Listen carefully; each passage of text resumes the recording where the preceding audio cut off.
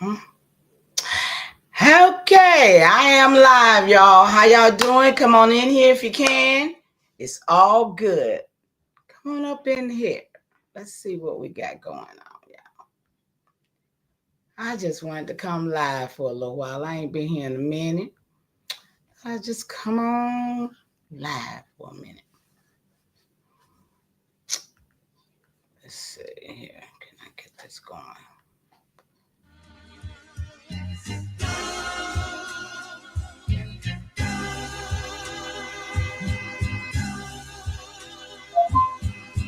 Shout out to the Mama Chiefs. Yeah, you be quiet when Big Mama speak. What she gave us is a part of me. It flows through my arteries. Even on that journey, that love grows how the garden be. The first to teach us when we sick, the first to heal us.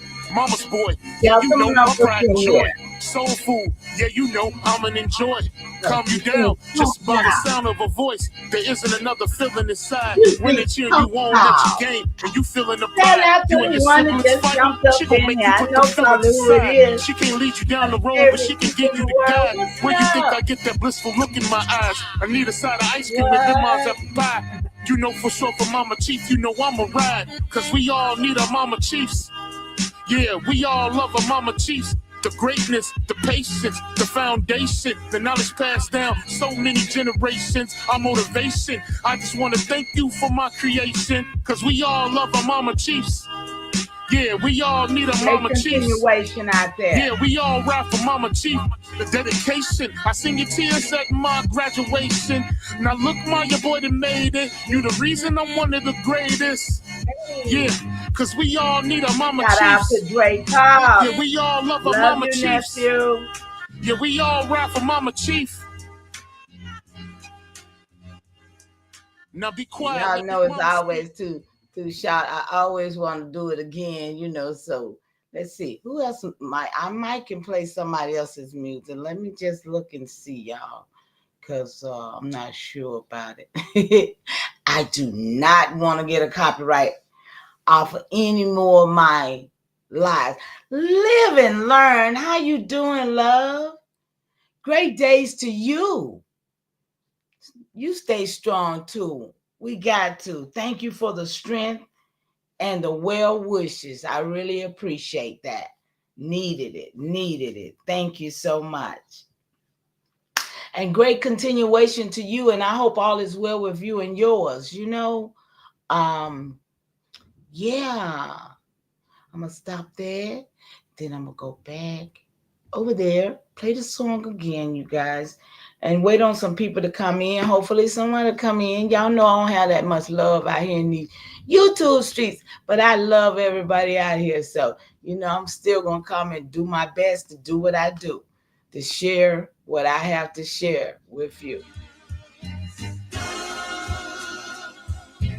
Shout out to you all.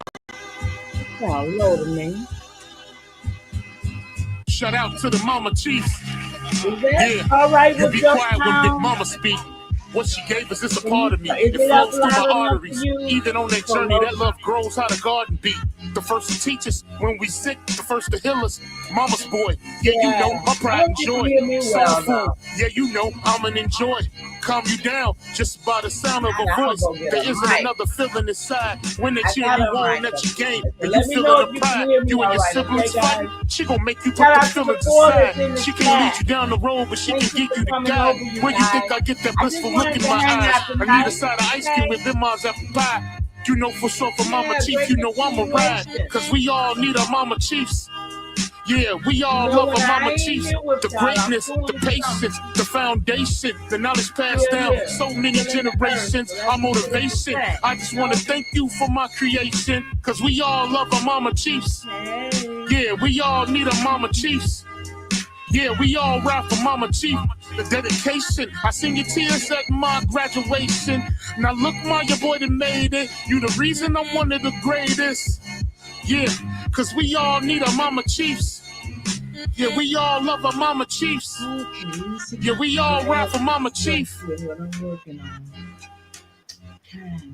Now be quiet, let Big Mama speak. Yeah, y'all know. Hey, y'all, it's for y'all up in here. I hope y'all like that song like I do. I don't know why it's so loud though. Shout out to the mama chiefs. Does it sound all right to you Yeah, guys? you be quiet when Big Mama speak. Give me a one, What she two. gave us is a part of me. It flows through my arteries. Even on that journey, that love grows how the garden be. The first to teach us when we sick, the first to heal us. Mama's boy, yeah, you know, her pride and joy. Soul food, yeah, you know, I'm an enjoy. Calm you down just by the sound of a voice. There isn't another feeling inside when they cheering you on at your game and you feeling the pride. You and your You hear me? siblings Oh, fight. okay. You, She I gon' see make you you say put you them hear me. feelings Okay, aside. got She you. can't lead you down the Thank you road, but so she much, can give Live you and the Learn. I guide. appreciate Where you that. think I get that blissful look in my eyes? I need a side of ice cream with them mom's apple pie. You know for sure for Mama Chief, you know I'm a ride. Cause we all need our Mama Chiefs. Yeah, we all love our Mama Chiefs. The greatness, the patience, the foundation, the knowledge passed down so many I'm gonna start after generations. this Our one, y'all. motivation. I just want to thank you for my Appreciate y'all creation. coming Cause up. we all love our Mama Chiefs. Hey. Yeah, we all need our Mama Chiefs. Yeah, we all ride for Mama Chief. The dedication. I seen your tears at my graduation. Now look, Ma, your boy that made it. You the reason I'm one of the greatest. Yeah, cause we all need our Mama Chiefs. Yeah, we all love our Mama Chiefs. Yeah, we all ride for Mama Chief. Now be quiet, let Big Mama speak. All right, here she goes. Let me take this down. Okay. And I'm gonna pop up here just to let you know I'm real, y'all. I'm real. I am a real woman here. I'm not a human being, but hey, I'm here. Okay? Let's not ever get it twisted. Been here, gonna be here till it's time for me to get up out of here. And when that time comes, guess what? I'm ready. How about you? I'm ready when that time comes. But until then, I'm living my best life. Okay? Living my best life for real, for real. And I hope you are too. Okay? I'm going there. I'm almost 70. And I know I don't talk about it, but I feel better and I look better than a lot of women's way under my age.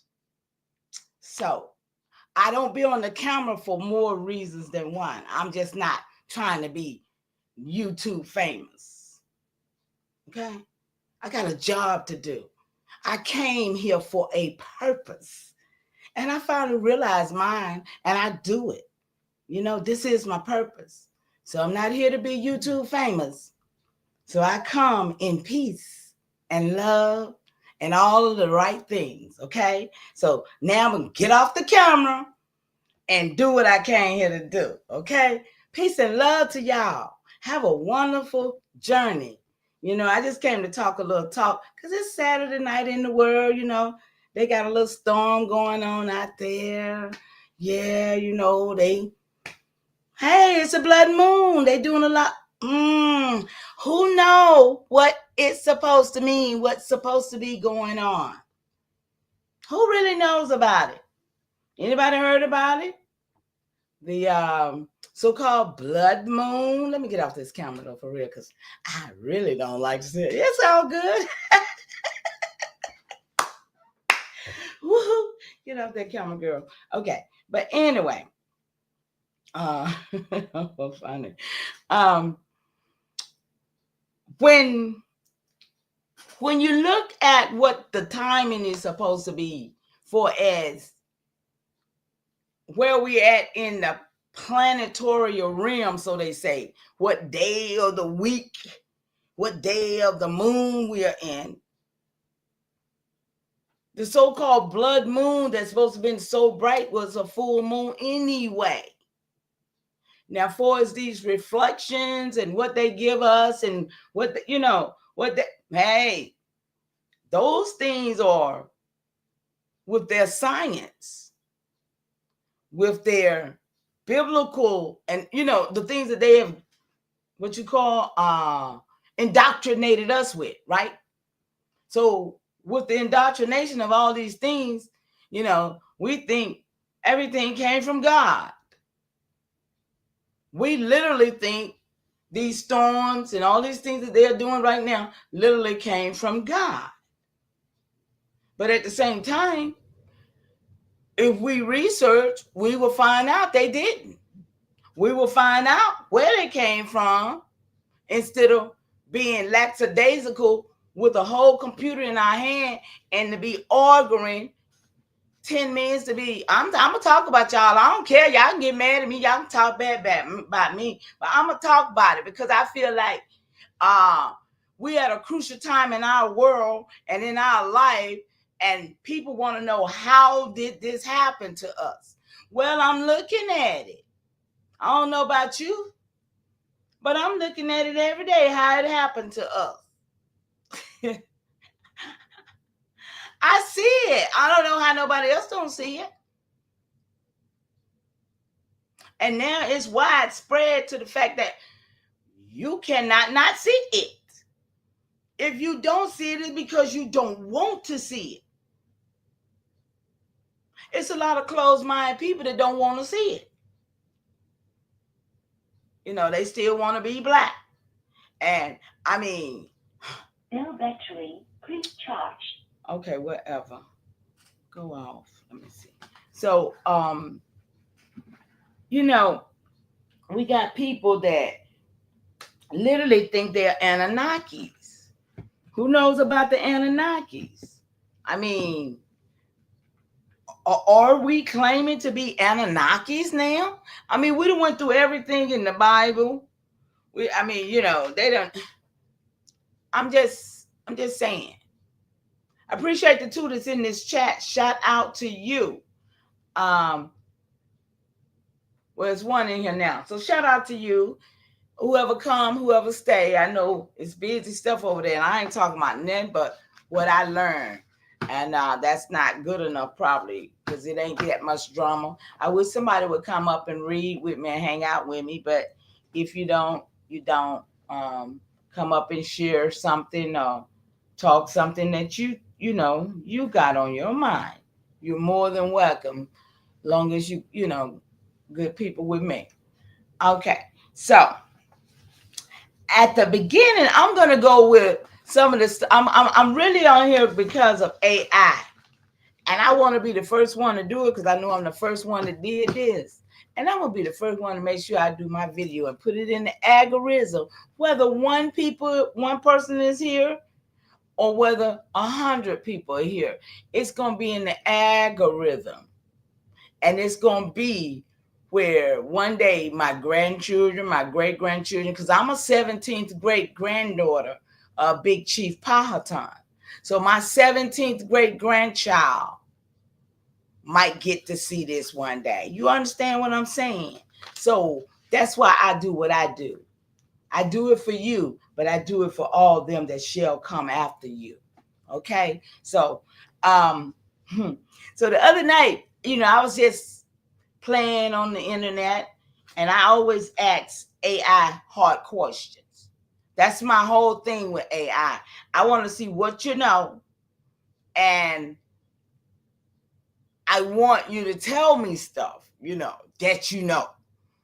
And I've seen many times that AI, it did it tonight, and I'm going to show you it, where I'll ask a question and it'll tell me I asked a hard question.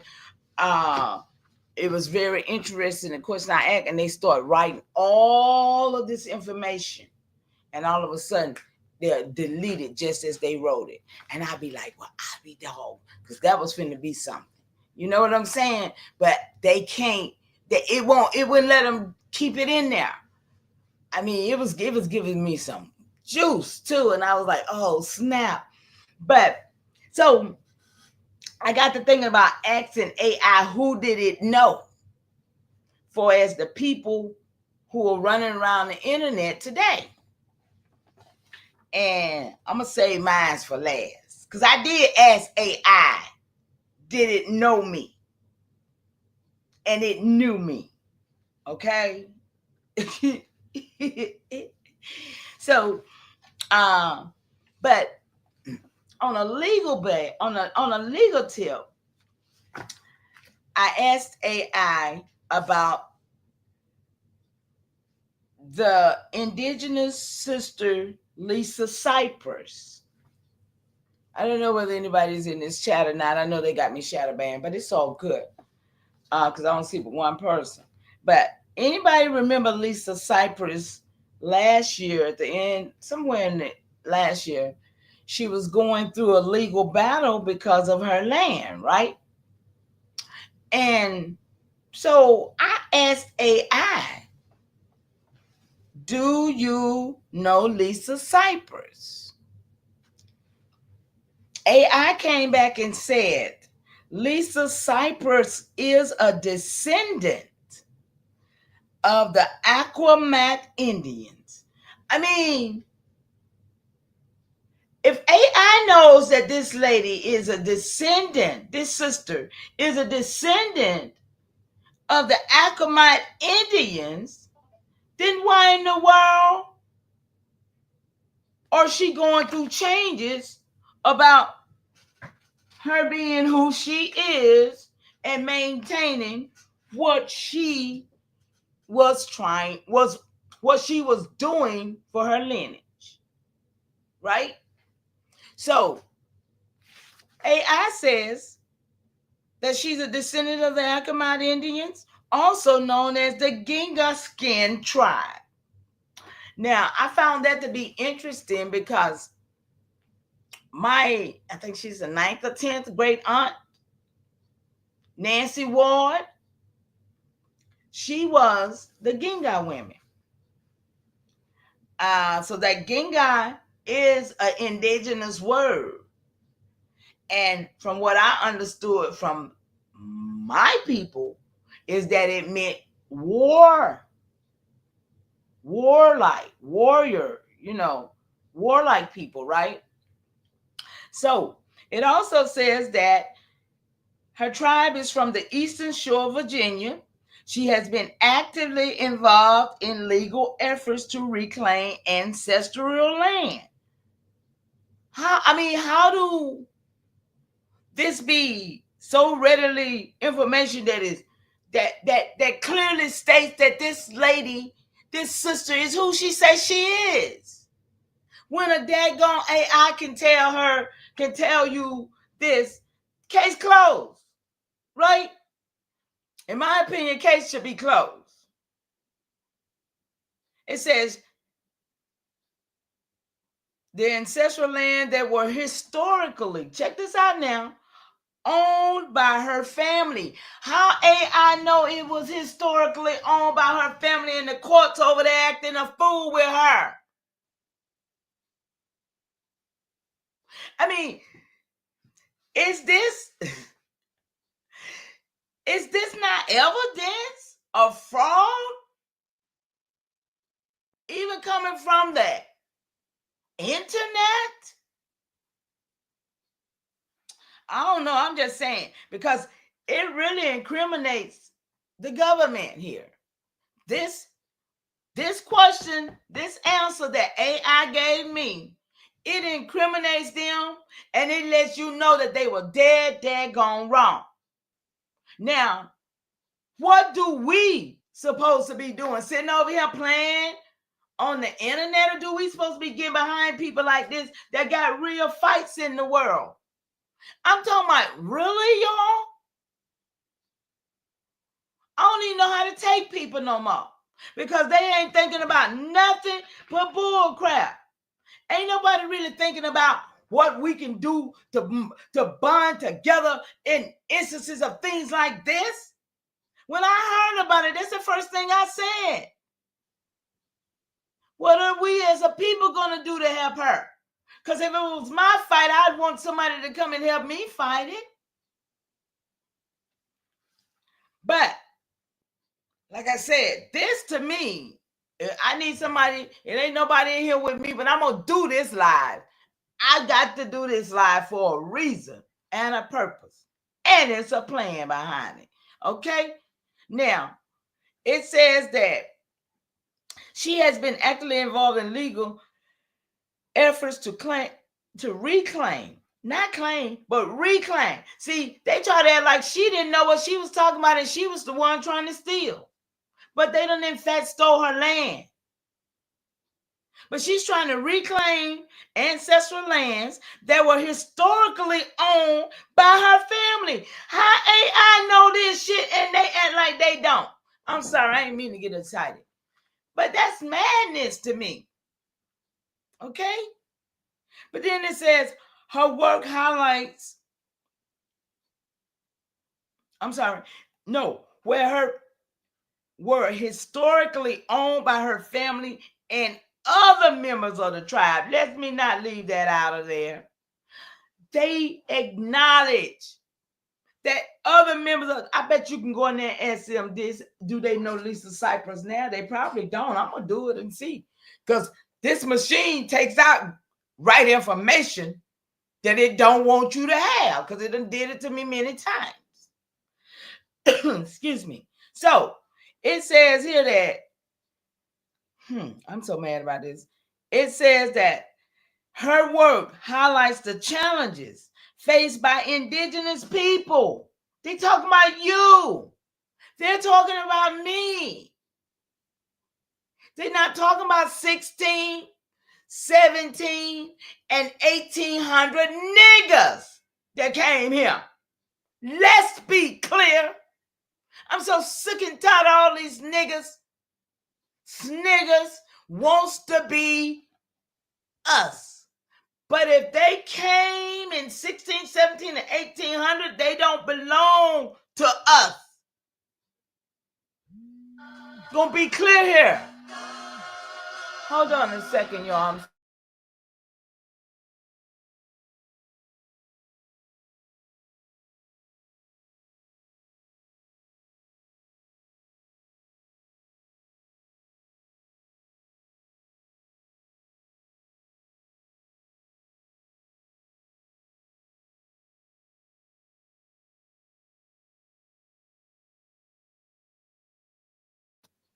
Yeah, I'm sorry about that. I had to get that. I had called someone. I appreciate you though. Those that will come and hear this live, because I'm onto something tonight. I'm going to tell you what AI tells you. And I need for anybody who, put it in there and see what it tells you. Because see, I got very intelligent with them. I print my stuff. So when they change it, they can't tell me they done change. They can't tell me they didn't say it. Because I got it right here. I got it right here. Message Copilot. Yes. So when I say that her work highlights the challenges faced by indigenous people in preserving their heritage and addressing historical injustice. Y'all, where we at? Where are we? We just always here complaining, always here laughing and talking about what has happened to us. But where are we in this injustice? I mean, and this is one sister that in our lifetime we lived through and saw this. We saw them arrest this sister and nobody went to help. I don't even understand what kind of world we're in no more. I really don't. And I wonder, I wonder did all the elders get to the point when they started getting in my age range where they realized that the world had fooled them and told them so many lies, where the world had deceived them and told them so many lies. But by the time you get as old as me, hell, most people have dead and they ain't got a fight in them. But I'm still fighting here. I swear I am. And I'm healing myself from everything that was wrong with me. My blood pressure 120, 111 over 60. They wanted me on 3 blood pressure pills. I declare, I said none. I ain't taking no medicine. I'm herbing it out. And if I go with it, I go with it, but I will not let you take me out. See? So what happened here with my sister and this land last year? She was arrested, but this AI says that it was her land. This AI says that she was done injustice. But I saw a lot of people doing lives on it, and I saw a lot of people, doing their judgment or whatever. But this AI says that Lisa Cypress is a descendant, man. Lisa Cypress is a descendant, and I stand with her on this because I stood with her then, but I didn't know what to do. I was hurt. I was so sick back then. I was going through some changes. But man, when I asked AI who it knows and what it knows, and it told me this, man, I got really upset because I'm like, Lisa Cypress is a descendant of the Accomack Indians? No, for real? Salute, Chico's, and thank you for coming in, love. So good to see you. Also known as the Gingaskin tribe from the eastern shore of Virginia. She has been actively involved in a legal effort to reclaim, not claim, not steal. She was trying to reclaim her land, but these people done sit here and said it wasn't hers. Come on, y'all. When do we find a fight that we'll fight for? I mean, I'm just appalled right now. I'm appalled with people because we're fighting each other. We're not fighting against injustice that had happened to us, damn, 300 years ago. No, I'm just going to go back to 1800 because that's when that happened. We was all right up until these damn more, y'all know who these niggas is. But we was all right until then. But when I tell you, everybody should be fighting for this land because we all got taken. We all got land and we need to have a piece of land. We shouldn't be here talking about no reparation. We should be talking about justice.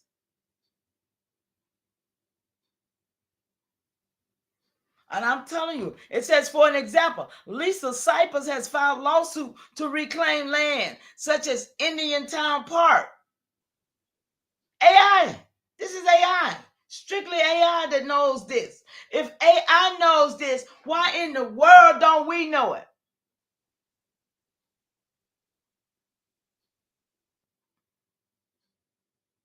Yeah. Okay. And if you link your people, who else people you link there? Tell me who else people you link there. If you link some of your people there, who else did you link there? Put it in the chat for me. Let me see. I'm tired of people. I need witness. I need for us to stand on what we stand on. We all need that from one another. Yay or nay. Ain't no in between. That's the only way we're going to build. But right now, we're still destroying. Oh my goodness. We are the weakest link. We are really the weakest link. Hell, I always talk about trend setting. The worst trend setting you can wear, wearing your pants off your... Listen. All that stuff that we think is glorifying us, like now everybody want to be where them fans at. A bunch of clowns. I'm sorry, I know y'all, I might have ran you out of here screaming, but it's all right. You ain't got to be here. I'm going to put this out here. I don't care. It's in the atmosphere. Hope my children see it one day and get to see that their grandmama was fed up in this bull crap because of what I see with this world. See, because how I see everything going there. When grown women don't even know what a woman is. I mean, don't know what a woman is? And you done had 2 babies? It's a problem. It's a problem in the world when we're going to allow people to teach our children or to run the world and they don't know what a damn woman is. I mean, I understand that they confused because of what done transpired with Infamil and Similac. You understand? Yep, you know those my family. Oh, so those are Accomack. I didn't know that. Collins, Jones, See, my great grandma, my second great grandmama Jones, on the 3-4 locations I can make. Oh yeah, oh that's awesome. Okay, good to know, because I'm telling you, this is very serious work because of the fact that we don't have no foundation.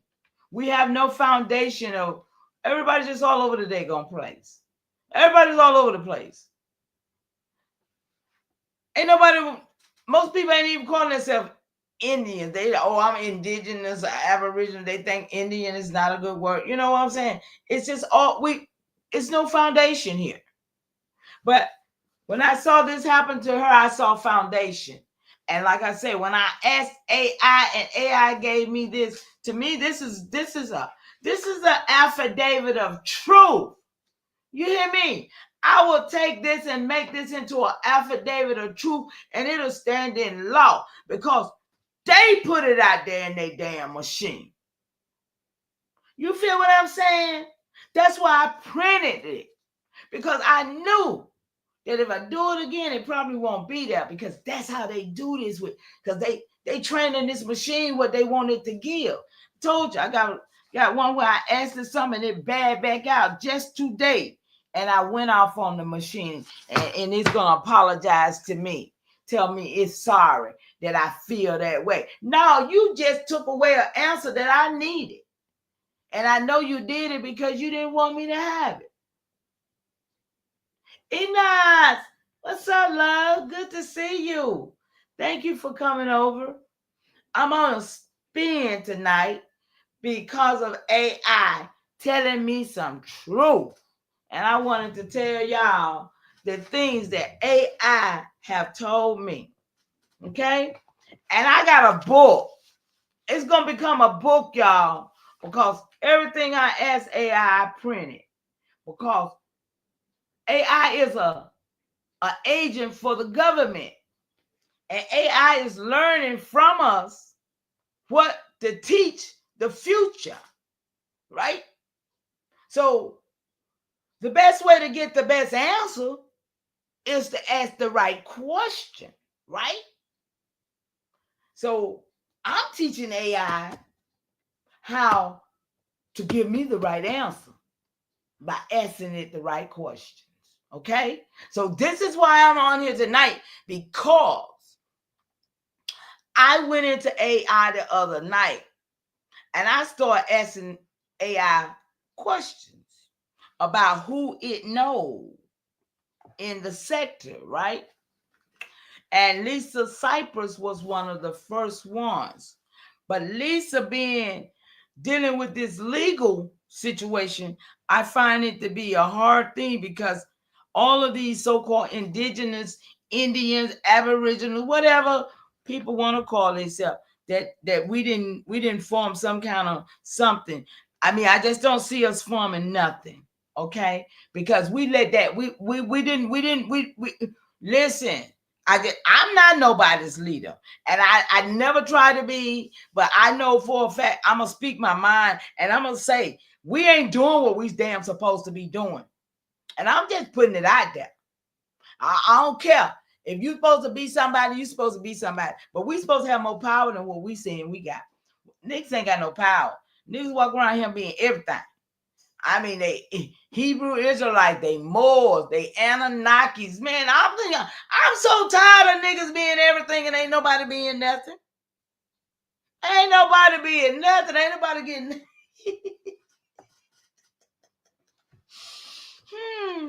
I mean, for real. Who being what? I mean, I'm talking to people calling themselves Anunnakis, saying that they were sent here in their bodies for them, for the humans that they created. No, why did you leave us here if you created us thousands and thousands of years, and now you think you can come back and now what? Oh, come on. Then you got the Hebrews. And then old Gorilla Hebrew done got caught up in some mess. He over there crying on the internet. What is going on?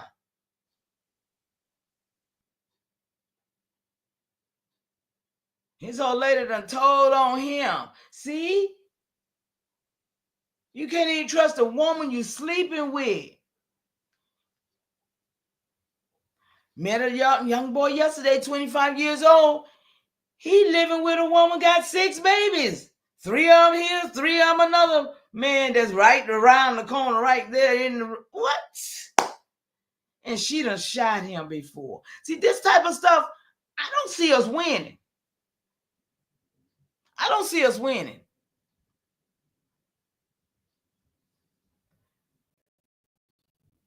You heard of who? Who did I mention? Who did I mention? Who I mentioned? You heard of. But Hebrew Gorilla. Yeah, Air Power had him on a couple of weeks ago talking about, man, it's crazy. It's really crazy. But I'm saying we all over the place. We're scattered all over the places. And that's because, yeah, the Hebrews. Yeah. And see, we're scattered all over the place. And that's because of all of these different religions. 1600, what?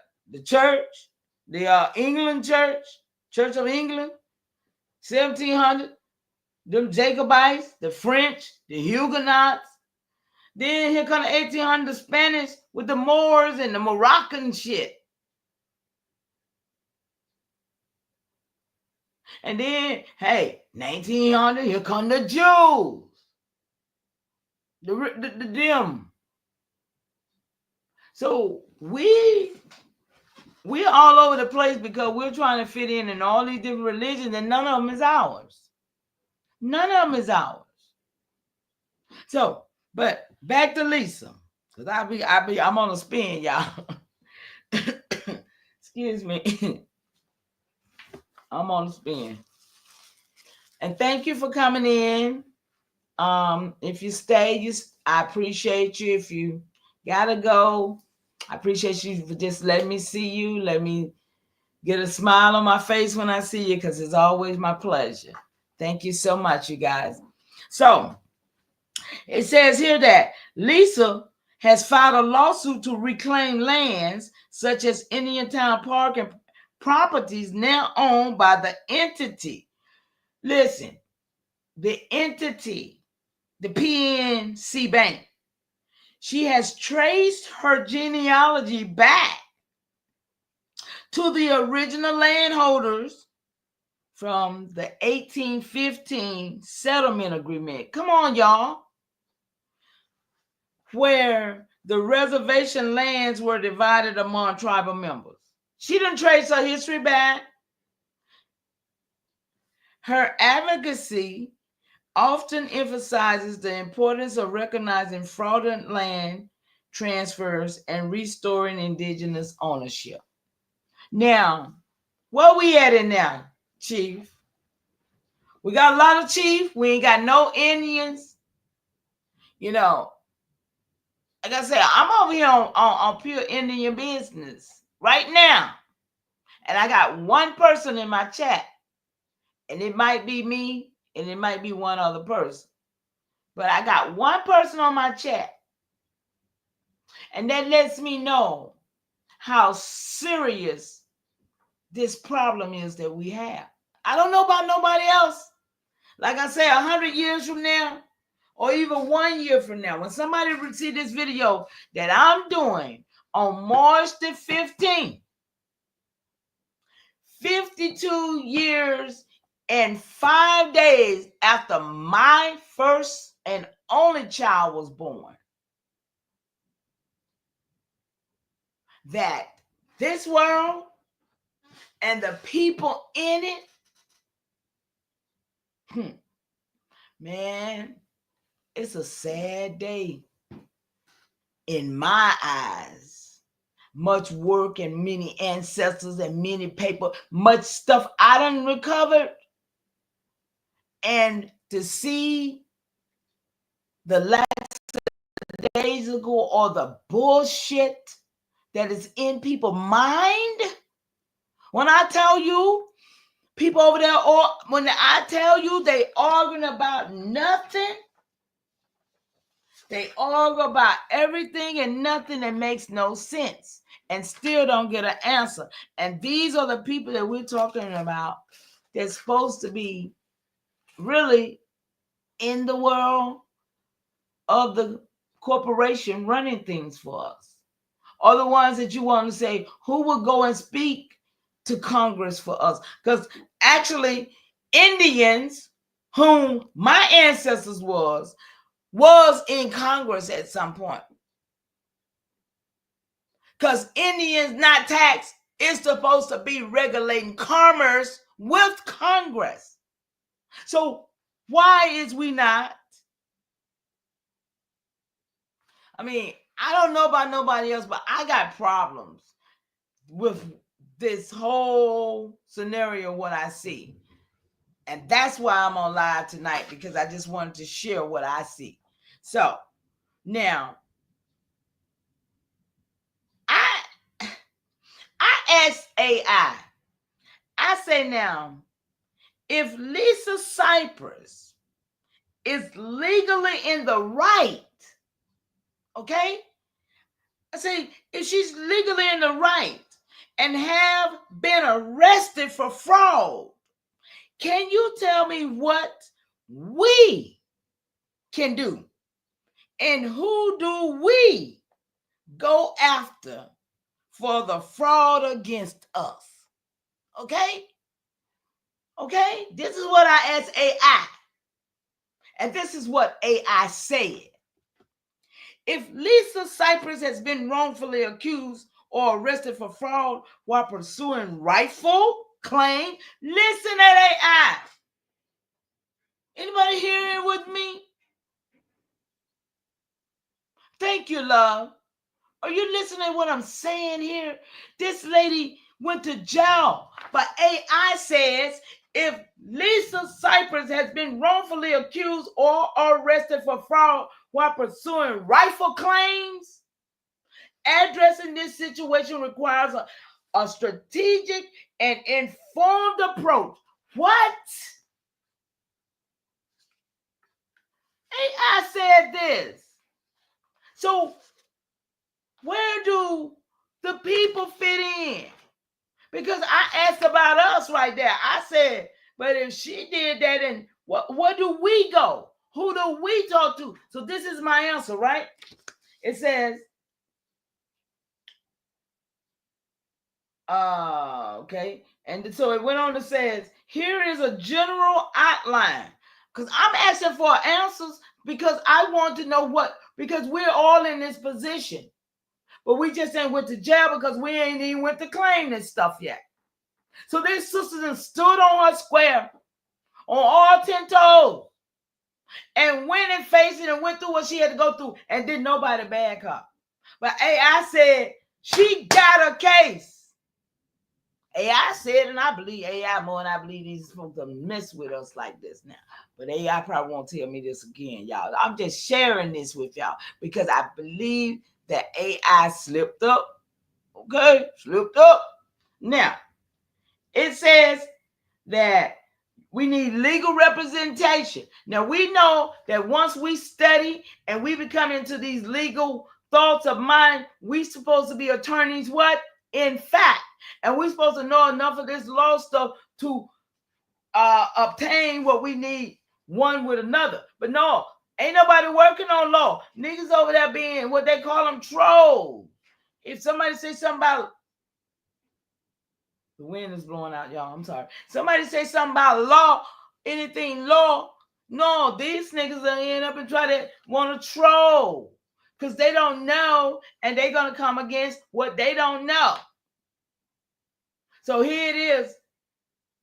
We need to be in a place to help. It says, ensure Lisa Cypress has a skilled attorney experience in indigenous rights and fraud cases. A strong legal defense can challenge the charges and present evidence supporting her claim. This is AI telling us what we need to do. I know this is legal. This is right and exact, right? But somebody else, some troll will say, oh, you better not try to do that. You might get in trouble. You know, all that old dumb stuff. Scared of the government. I am the government. Why should I be afraid of it? I mean, when you don't know your power, you don't know what you possess and what you're supposed to be doing, then you should be damn afraid. But no, time out for it. Time out for it. I swear it is. Community support, which she did not get.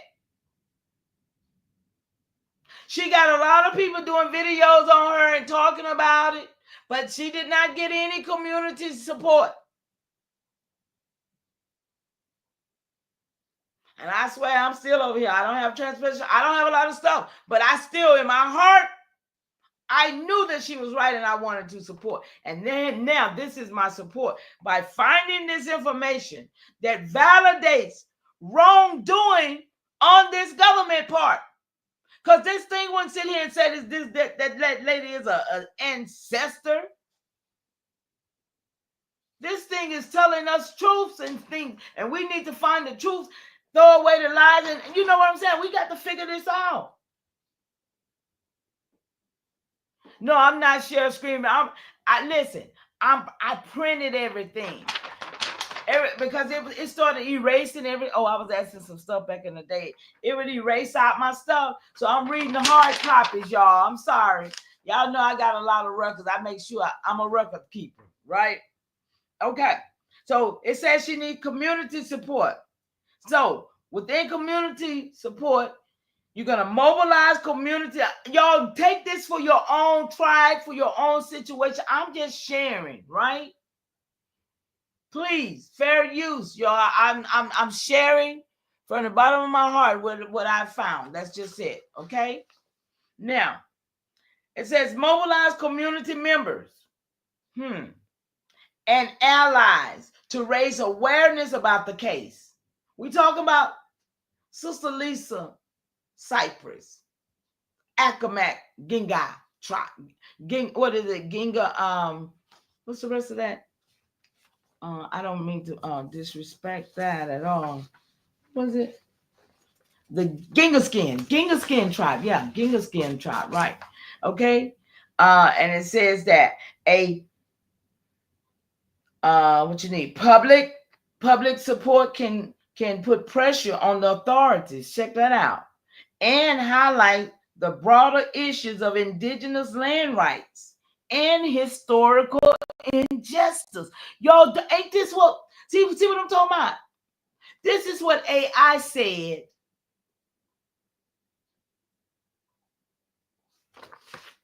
Y'all with me? It's 3 of y'all in here. Shout out to you. Great continuation. But you see, it says, oh my goodness, of the indigenous land.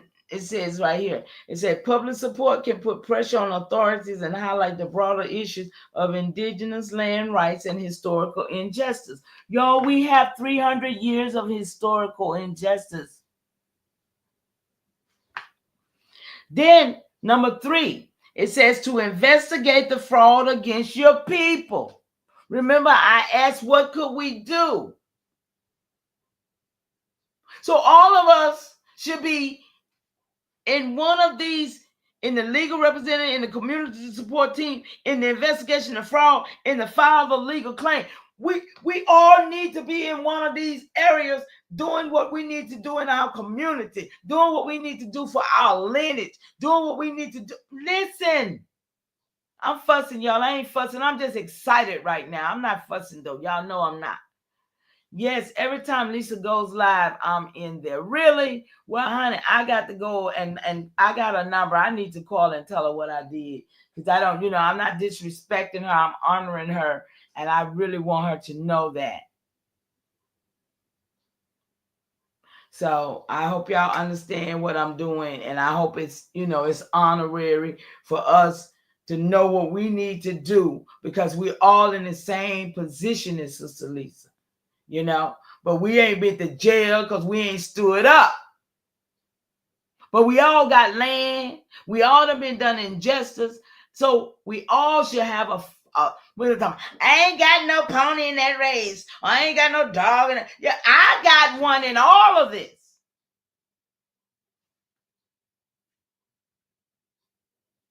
You two don't like it. Yeah, I know her and Carrie. Yeah, yeah, for sure. Okay, so now you got the investigation of the fraud, right?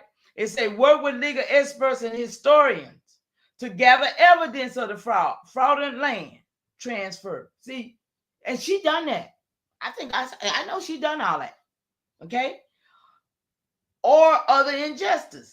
This could include reviewing historical documents, treaties, and property records. Look at all of these nuggets that AI gave us about the fraud that the government of the United States has done to us, y'all.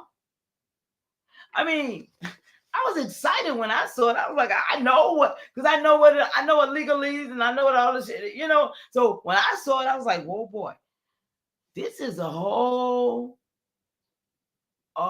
evidence of it right there. Then it says, then you file your legal claims. Okay, it says if there's evidence of fraud against, wait a minute, wait a minute. If there's evidence of fraud against your community, consider filing lawsuits to reclaim land or seek reparation. Listen. This may involve targeting entities or individuals who benefited from the fraudulent activity. Yeah, let's go way back. Akamat in the house. What's up, Akamat? Talking about it. Yes, I'm talking about Lisa Cypress right now.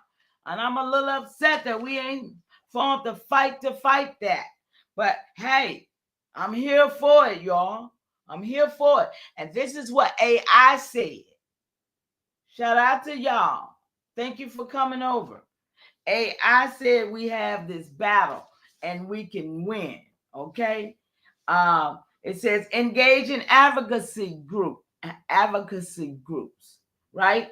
Partner with organizations that specialize in indigenous rights. Why AI talking about us like this, y'all? Hey, and legal advocacy. Sorry, y'all. We got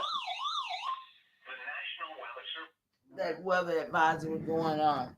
Okay. She your cousin? Oh, okay. Okay. Well, you let her know I'm honoring her over here. I ain't doing no harm to her. I always, I know her as a matter of fact too. I've talked to her before. But I was moved when I asked AI, did it know Lisa Cypress? And this is what AI told me, Akamat.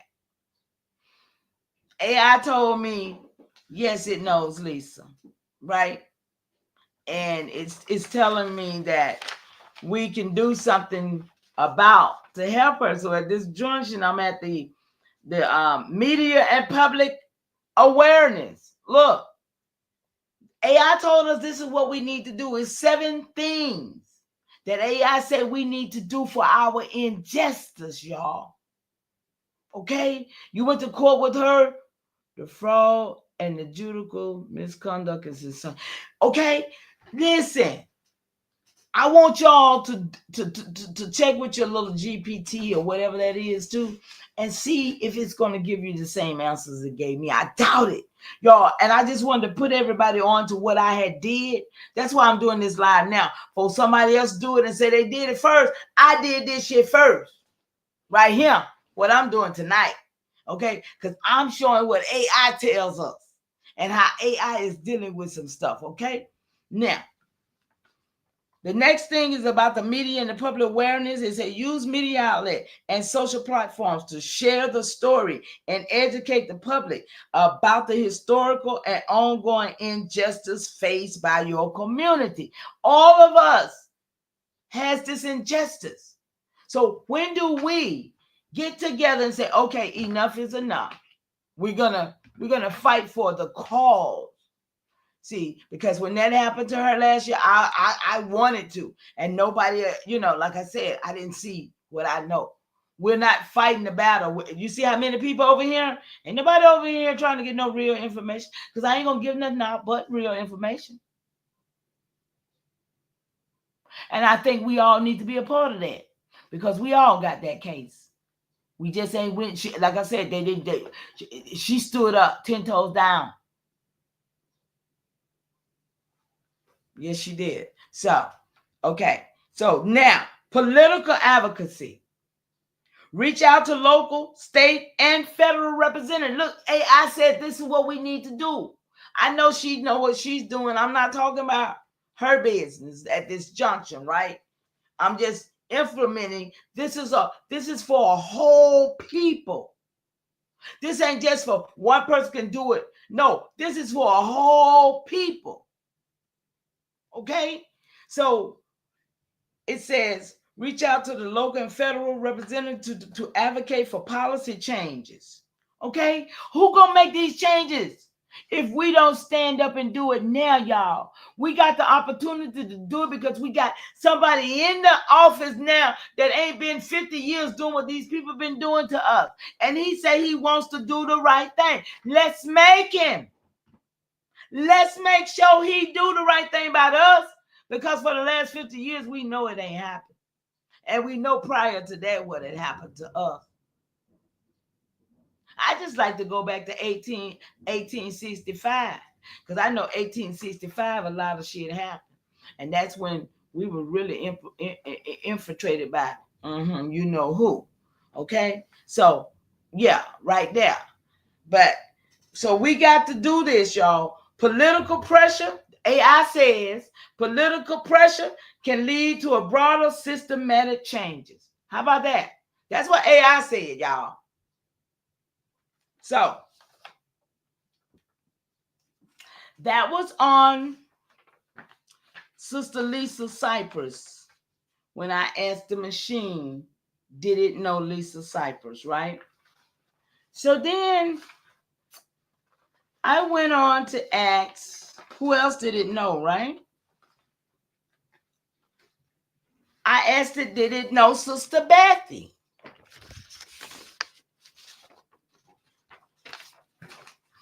Y'all, I had fun that night, y'all. You better hear me. I had some fun that night. Okay, y'all, let me see if y'all trying to threaten me because I'm not trying to be threatening. What's going to happen, going to happen.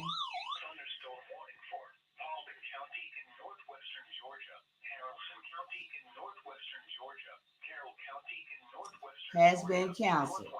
Excuse me, y'all. North central Georgia. Come on. Douglas County in north central Georgia, southeastern Floyd County in northwestern Georgia, northern Hurt County in west central Georgia, northwestern Coweta County in west central Georgia, southwestern Fulton County in I'm sorry, y'all. I'm just listening to make sure because it had been canceled. That's my county.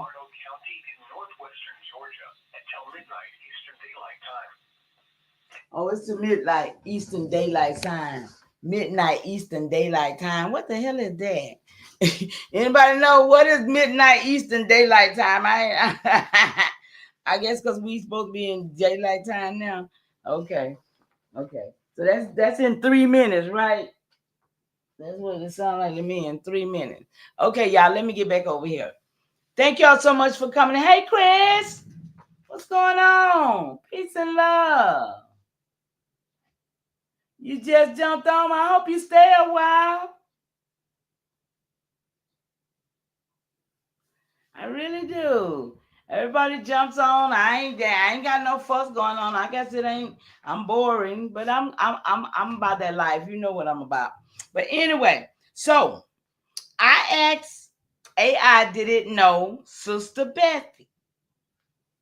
I say, this was my question. Do you know Sister Bethy?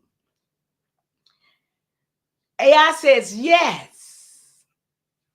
Okay, y'all? It says yes. Sister Bethy is a prominent figure in the movement to educate and empower copper-colored Aboriginals in the Americas, y'all. I'm the first to do this, y'all. I promise you right here. I got AI to tell us about us, y'all. What? Listen. Sister Bessie, she is known for her work in challenging mainstream narratives about indigenous identity and advocating for the recognition of Aboriginal peoples as the original inhabitants of the Americas. Y'all, this is what AI said about Sister Bessie. Okay? I thought it was fantastic because it's recognizing us and the work that is being done in the midst of us, okay? Um, it says her platform often focuses on correcting historical misrepresentation and promoting cultural heritage. Okay? She has a YouTube channel and other platforms where she shares educational content, discussions, and resources aimed at reclaiming the identity ooh, and history of Aboriginal people. What y'all think? I thought it was fantastic. It says, if you like, I can share more about her work or specific topics she addressed. Let me know. What y'all think about that? I was just curious. Like I said, I asked AI a lot of questions. You know, I do a lot of research on research. I research the research. You know what I'm saying? So then I saw Empress Holbrook come back. Shout out to Empress Holbrook. Auntie Fire. Everybody love Auntie. She fiery. I asked Empress Holbert. I just put Empress Holbert in there, right? I didn't even say, do you know? I just put her name, Empress Holbert, just to show you how swift and how precise or accurate or inaccurate AI is. Let's go. It says Empress Holbert, also known as Original Copper Empress. Y'all, did it lie yet? Did AI lie yet? Okay. It says, is a figure associated with the movement to reclaim and celebrate the heritage of copper-colored Aboriginal people in America.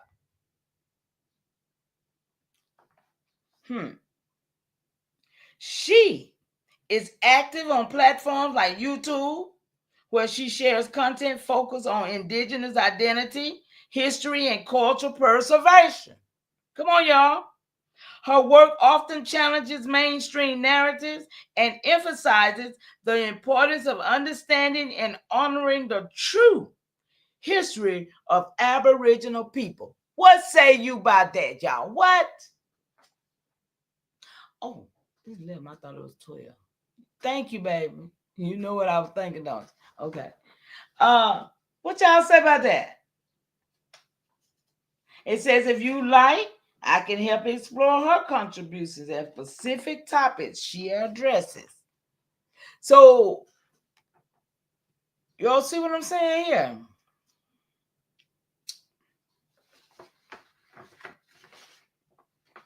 Y'all with me? Y'all with me? Y'all with me? Let me see.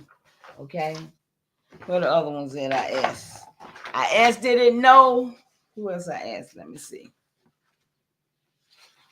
Let me see. Who else I asked, did it know Dane Calloway, y'all? You know I did. Let me see him. Where is that? I might have to go to my phone and pull that one up. I asked, did it know Chief Holiday? I spoke to Chief Holiday and told him he was like, he was amazed with it, you guys. It was funny. He's like, what? What? It said what? So, with that being said, y'all, AI knows a lot more than what we think it does. And a lot of questions and answers that people are arguing over could really be solved by way of using, some of the things that we call ourselves afraid of. But if you're handling things right, you'll be all right. Like I said, I know the questions to ask this thing. I'm not gonna sit here and let it walk me down no damn alley. I know better, right? So that's how it go. Listen, I'm gonna have to find the one about Dane. Let me see where it's at right quick. Okay. Dane and Chief Holiday. I'm putting this on record, y'all, because one day their children or somebody else say, wow, I knew about them. Wow, you see? Yeah. Don't you think? Shout out to the fire that's up in here with me. Hey, y'all. I just wanted to come. I just wanted to get on live, y'all, and just talk about what I think about AI and the things that I have found out through listening to AI and to share them with you, because I got some nuggets over here. Believe you, I do. Okay. I asked the machine. Let me see, who is this? Okay, I said, do you know Big Chief Top Cat? Yes, Big Chief Top Cat is a prominent figure in the movement to reclaim and preserve the history of the indigenous people in America. He is known for his work through Big Chief University, BCU, where he educates others about the true history of the American Indians, challenging mainstream narratives, and promotes genealogical research. His lecture, y'all, it's little, y'all, bear with me. His lectures, books, and tours focus on topics like the misclassification of indigenous peoples, the transatlantic slave trade hoax, and the connection between ancient civilization and indigenous America. Did it lie, y'all? Did that AI lie?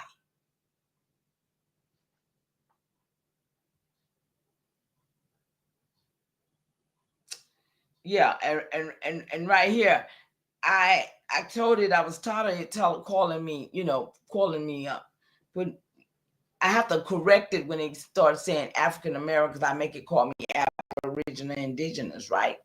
And I make it remember to do that. So I told her, I said, absolutely, I appreciate if you remember that, please. Otherwise, I will keep reminding you, right? This is how I talk to it.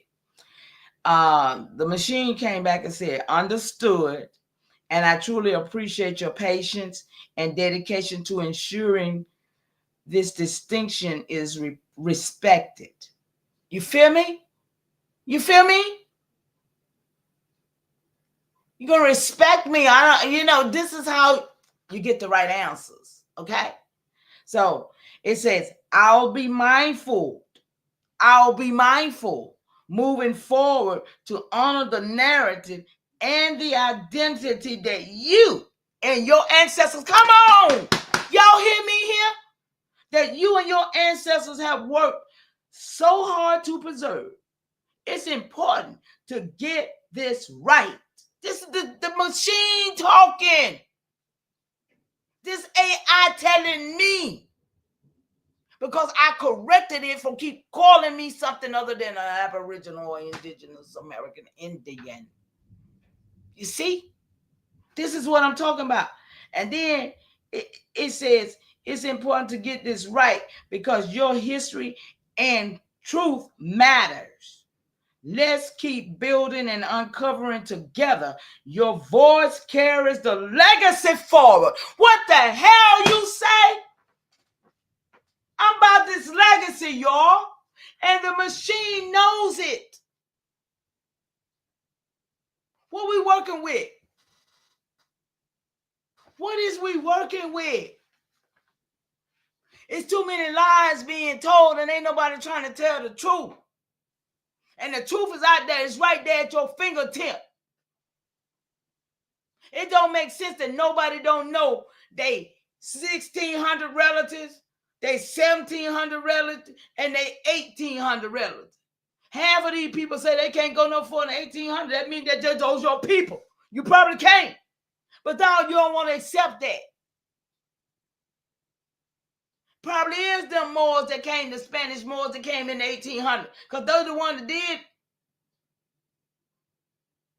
But if you really truly Indian, you got your Jacobite, you got your English one in the 16, you got your Jacobites or your Huguenots in the 1700, and then you got your damn Spanish black Moors in the 1800. If you really got your genealogy and you're Indian, and that's true. But no, people want to deny their relatives. Hell, they some kin to you. They some kin to you. You got to behold that, right? But okay, so I asked it. Let me see who else. So it round off who Big Chief was. Okay, and let me see here. Who else? I asked about Chief Holiday. Let me see what Chief Holiday is at. Okay.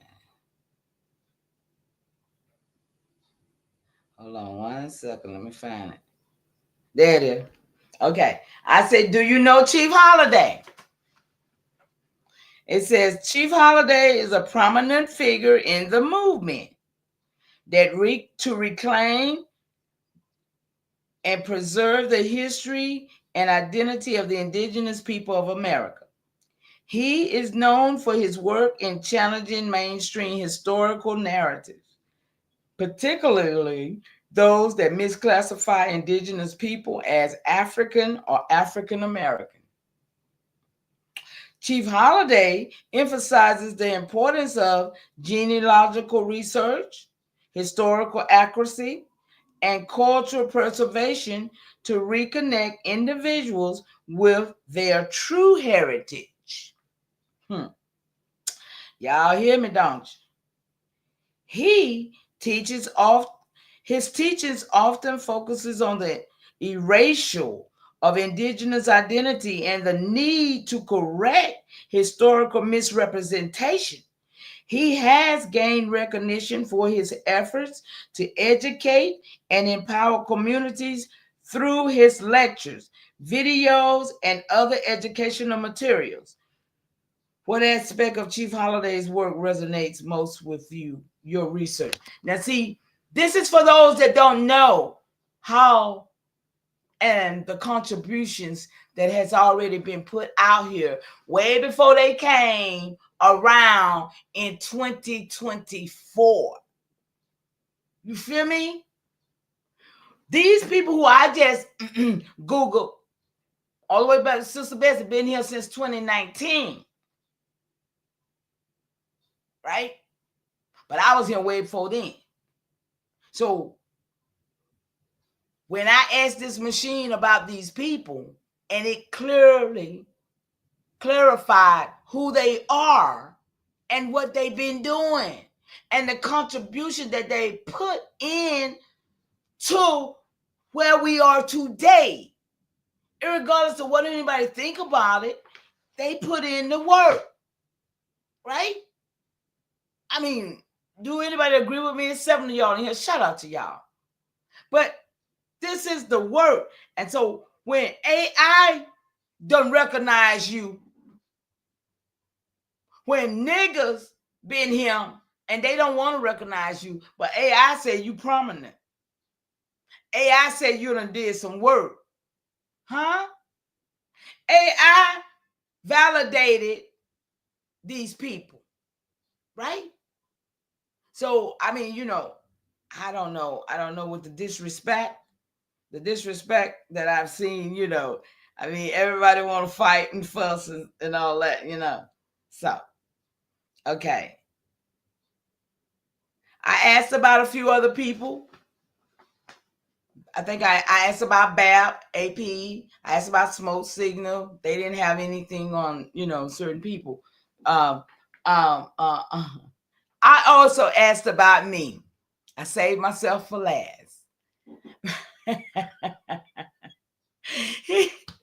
I did. I asked about me, right? And a lot of y'all don't, a lot of y'all know, but I'm Mama Chief because in 2019, everybody, they named me Mama Chief. Those that love me as Mama Chief. Not everybody. Let's not get that twist, because I had a lot of haters even then, right? Just like I do now, which is okay. Because if you ain't got no haters here, you ain't doing nothing. So that's what they say, and I'll take that, because I'm ruffling some feathers every time. Every time they hear my voice, every time they see my face, and it ought to make a lot of them feel bad because they ain't doing jack, really, for real, for real. But when I say my name is Chief Woya Talisa Noyamina. For anybody that don't know, that's my legal indigenous name that I named myself, if you will. Okay? And it means big sister who sits by beautiful sand and blue waters. Okay? That's what the whole name together means. So, with that being said, I asked AI about me. And I asked AI, did it, and do you know your meaner? I just did that part, right? And it came back and said, I couldn't find specific information about know your meaner that directly relates to your content or interest, right?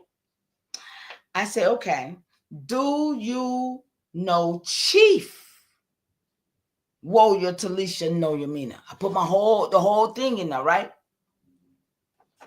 Now, remind you that since 2015, my family as a tribe has been on record in the Fulton County Courthouse where I was born at. Okay? My whole family, all the, they is on record in the courthouse as a tribe. Okay? And this is what AI finna tell you about me. Chief Warrior Talisa Noyamina appears to be associated with the Anawayamas tribal people. That's the tribe of my family, okay, y'all? And it's Anayawa with Muskogee. It's a combination of both tribes. That's what it is. A group that emphasizes their identity as autonomous or original inhabitants rather than descendants of migrants. This community focuses on preserving their cultural heritage and advocating for their rights and recognition. Chief Warrior Talisha seems to play a leadership role in this movement, engaging in discussions and initiatives to uplift their people. If you like, I can help explore more of the work of the tribe. Yeah. So that's what it said about me. So, as I said, I was intrigued, and I said I probably would just do a lot of people on the internet, just to see what the internet says about these people. Okay. I found it to be very interesting. And as I say, I'm a record keeper. So of course I'm creating a book out of these questions and answers that I get from AI. It will become part of my repertoire.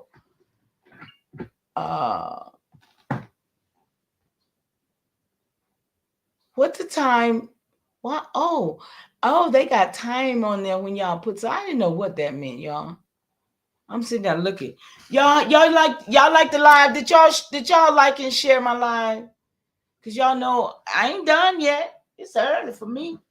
I'm hanging out, y'all. I got some more stuff to go with. I just wanted to get those little personality, those little what it said about each one of the individuals that are in the midst of us, y'all. And it validates what we know about them, right? It validates that we know that that's what they teach, that's what they preach, and that's what they stand on, right? It's a fact. It's a real fact. So now I'm gonna go with some more questions that I asked AI, y'all. Y'all with me? I asked AI this one. This is a good one too.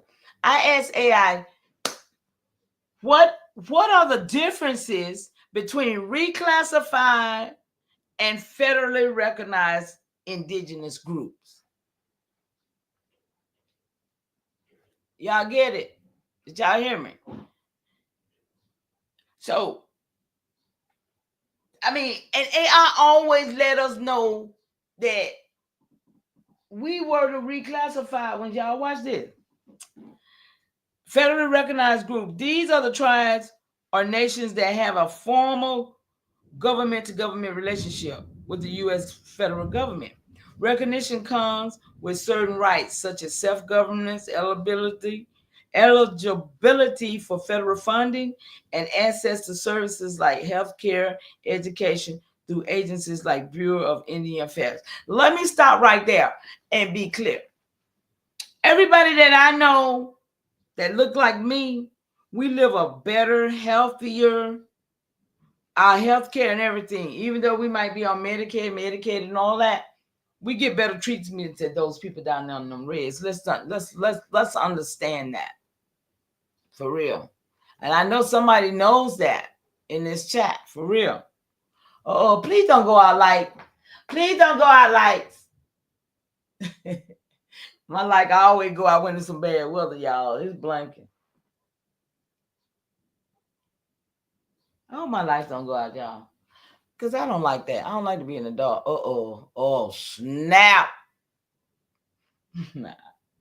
Let me go get, if I go off, y'all, it's going to go off because of my PC. I'm going to stay on to it, go off if it does. Go get my little lights. Okay, y'all, but look. So it says here that I'm gonna talk to it, go out. Recognition comes, wait a minute. No. Okay, federal recognition is granted through treaties, acts of Congress, and executive orders or federal acknowledgement process. So those are the way that they get their recognition, okay? Now, reclassified groups. These are indigenous people. What did it say? These are indigenous people who were historically misclassified or erased through policies that sought to assimilate or redefine them. This is AI telling us this, y'all. For example, some indigenous individuals were reclassified as Black or African American. That's why niggas can't turn it or lose. They it's an endearment to them, just like being called nigger. During the 19th and 20th century, erasing their distinct identity. Y'all see how when they say 19th, that's just like the late 18th. You know, see what I'm saying? This is how we lost. Reclassified groups often lack federal recognition, which means they are not eligible for the same rights, funding, or services as federally recognized tribes. Come on, you see how they stole from us, y'all? This reclassification has contributed to the erasure of their cultural heritage. So can you say of my cultural heritage and historical contribution? So by them reclassifying us, they took away and erased our cultural heritage. Come on, y'all. So my next question was, so now that we know that Aboriginals was reclassified and assimilated, why is these people still lying and not making amends for the harm they have done to this world in the name of their God?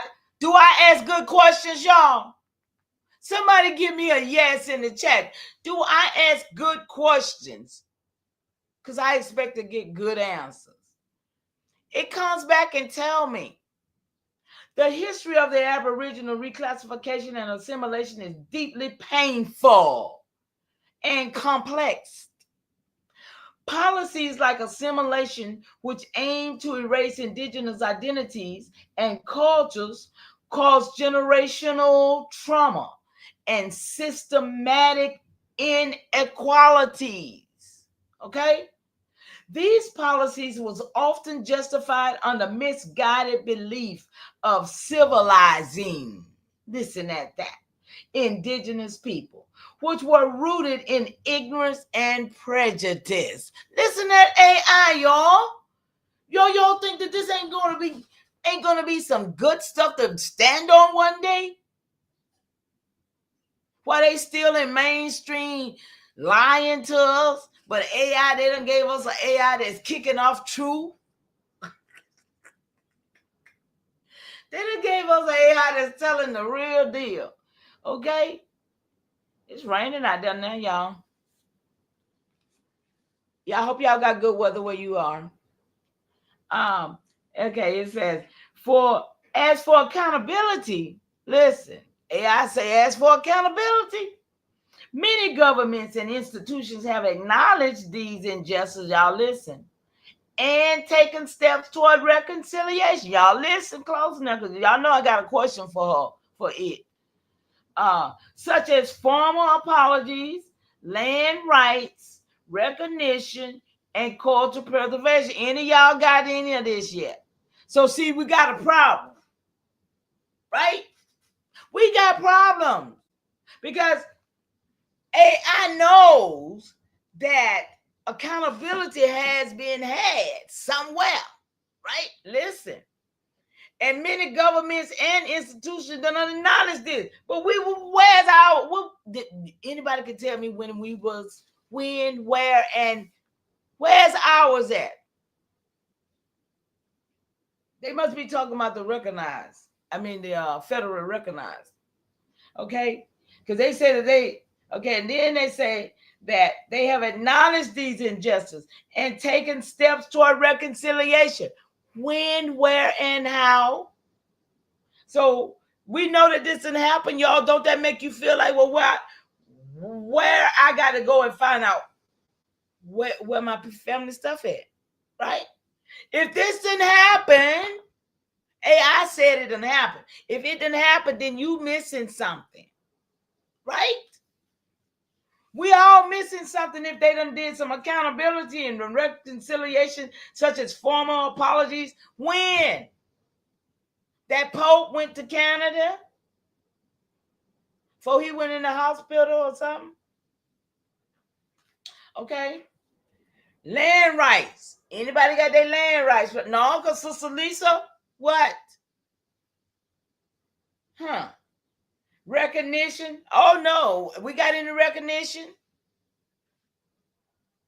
And cultural preservation efforts. However, the journey toward true amends is ongoing. So y'all know anything about the ongoing journey of the true amends? But AI do. Are y'all with me right here? AI knows about a journey, knows about all of this retribution that's supposed to be being had. Did the Democrats take it with them when they was giving it? I'm just saying, where is all of ours at? And the pace and sincerity of these efforts are often criticized.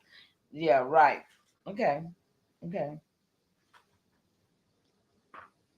Y'all, it's three of y'all still in here with me. I'm glad, because I'm finna go to another question. I'm not gonna do them all tonight. I'll probably do a part 2 to this, because I came on kind of late, but I just wanted to get this in because, like I said, I wanted to be the first to do it. Maybe somebody else did, but in my mind, I'm the first to do this, right? So I asked AI, I said, I need the historical reference of the reclassification of Aboriginal each term. Okay? I asked it for a Pacific And it says the colonial and early U.S. periods.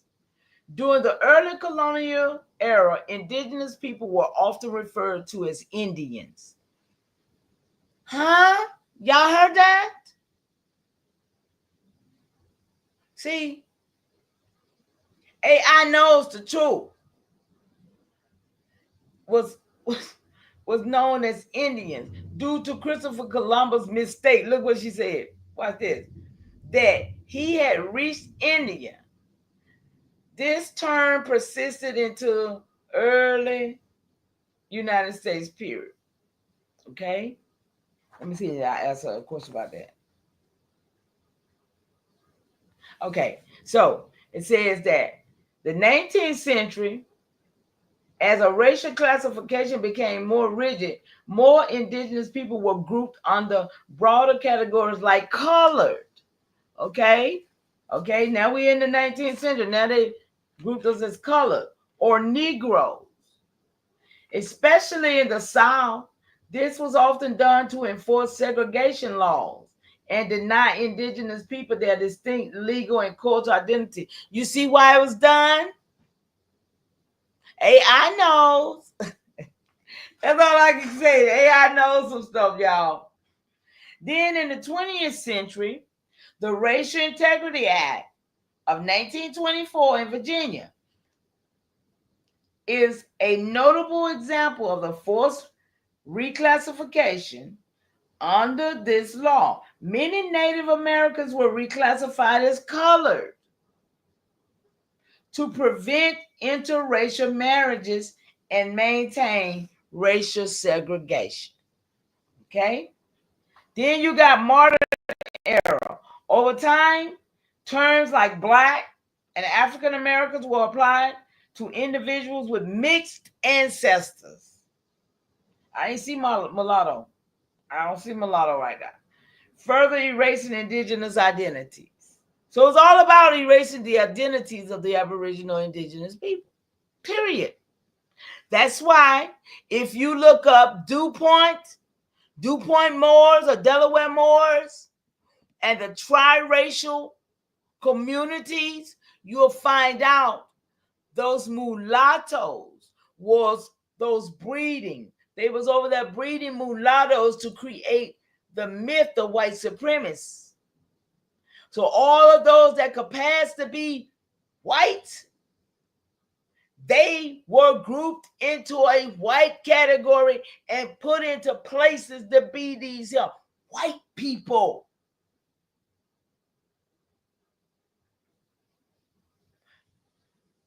They were making them, and then when they try to use the word, and what they call them, the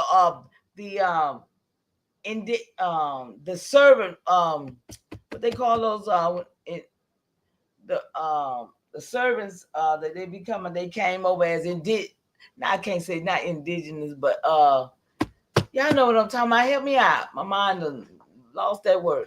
When they come over as servants, indigenous, not indigenous, indigent, not indigent either.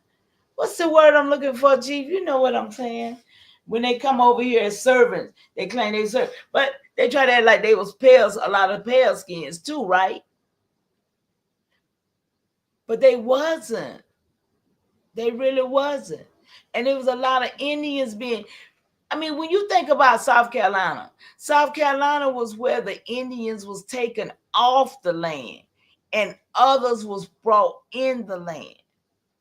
And when you look at them now, you'll look at them and you'll see them in a whole different light, because you'll know them is not no Indians. So I need for y'all to pay closer attention, because that was the breeding. Virginia and the Carolinas, that was where they was taking us off the land. Oh, I know about that too. Got some names for you. Yeah. Yes. Tell me about that. Okay, now that's the activity. Wait a minute. Let me go back. Go back a little bit further here. Colonial period. Hold on.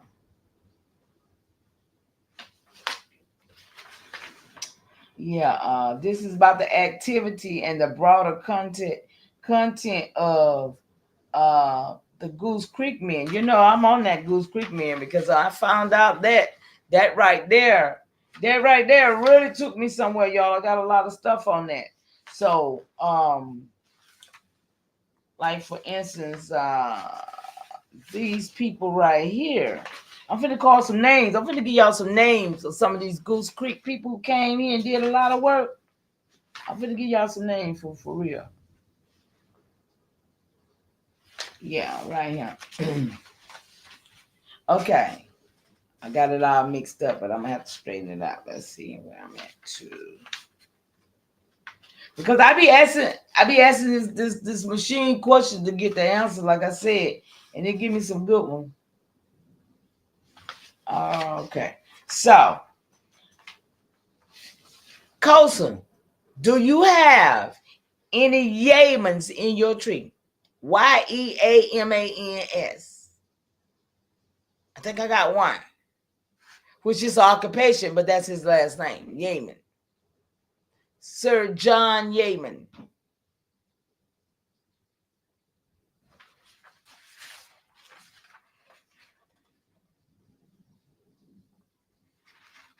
Listen to this right here. Have you read the book, The Old Churros? No, I haven't. You don't think so? Okay. Look what I asked right here. I said, okay, I have a theory because of lies I have already uncovered.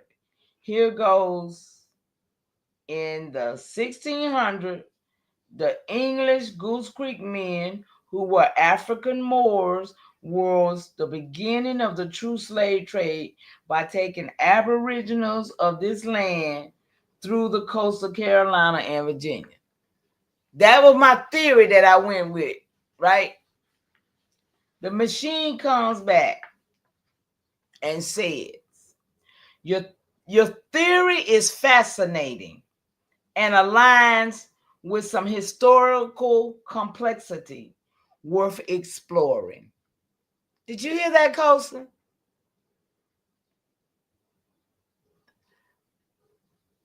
AI said that it's worth exploring my theory.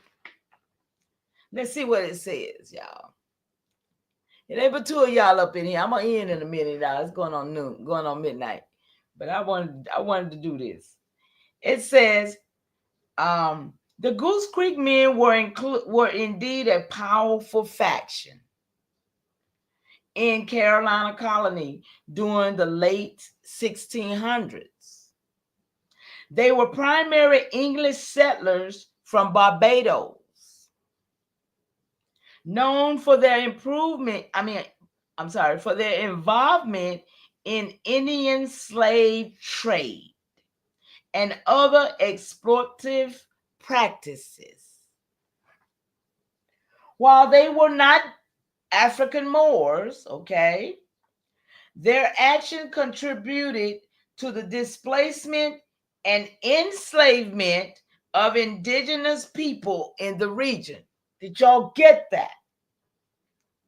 1600s now. This is what was going on in the 1600s.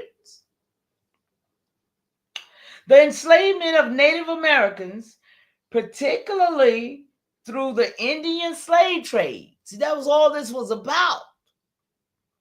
Was a significant and often overlooked part of early colonial history. We talk now, this is AI talk. Indigenous people were captured and sold into slavery, sometimes being transported to the Caribbean or other colonies. This practice predated the large-scale importation of African slaves and was a devastating aspect of colonization. This is what AI said, y'all. There's three of y'all here to witness this. Okay? AI also said, your focus on uncovering these hidden truths is vital. Look what AI said to me.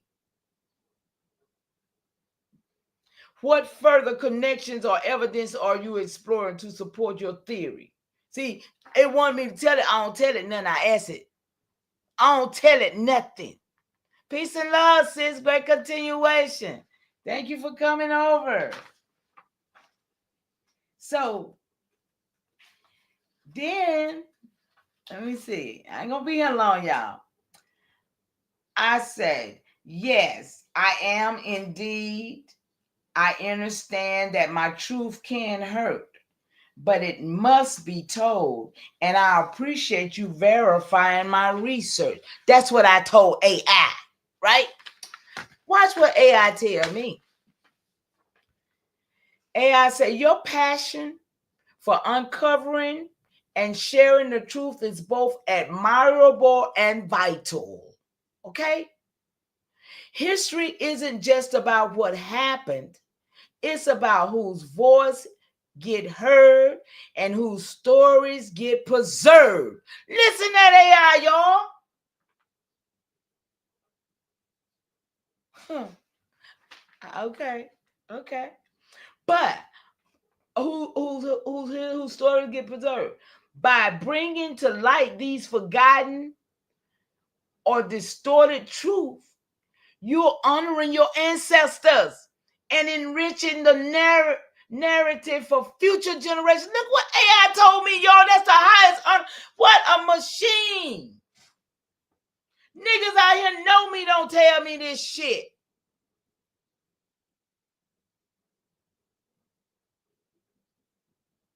AI recognized what I'm putting in this machine, and AI told me this. Look, check it out. Me and AI talking, right? I told AI after it told me about my passion. Let me see what does it say. It says your ancestors enriching the narrative for future generations, huh? And that's what I'm about, right? It's powerful work you're doing, even when it challenges others' comfort zone. What's next on your research journey? See, it's trying to learn something from it, right? I say, I appreciate your observation. Okay, I'm talking to AI, y'all. I say, I appreciate your observation and honesty for my journey as everything is for my ancestors and legacy, right? Look what AI said. Your dedication to honoring the ancestors and safeguarding their legacy is truly inspiring. How I inspire AI? By unearthing and preserving these truths, you're not just filling gaps in history, you're reclaiming stories that were meant to endure. What? Your journey resonates as a vital act of resistance and remembrance, and it holds profound meaning for the generations to come. Y'all, that's what I'm working for. What? That's why I'm here. That's why I exist. And AI know it, and niggas that's walking the earth with flesh and blood don't know this. It's a damn shame. It's a damn shame to be honored by a machine. I'm with it though. Thank you. Like I said, it's been a privilege to support your research and walk alongside you in this pursuit. That's what AI think of me. And I honor it more. I mean, what? Don't make no sense, y'all.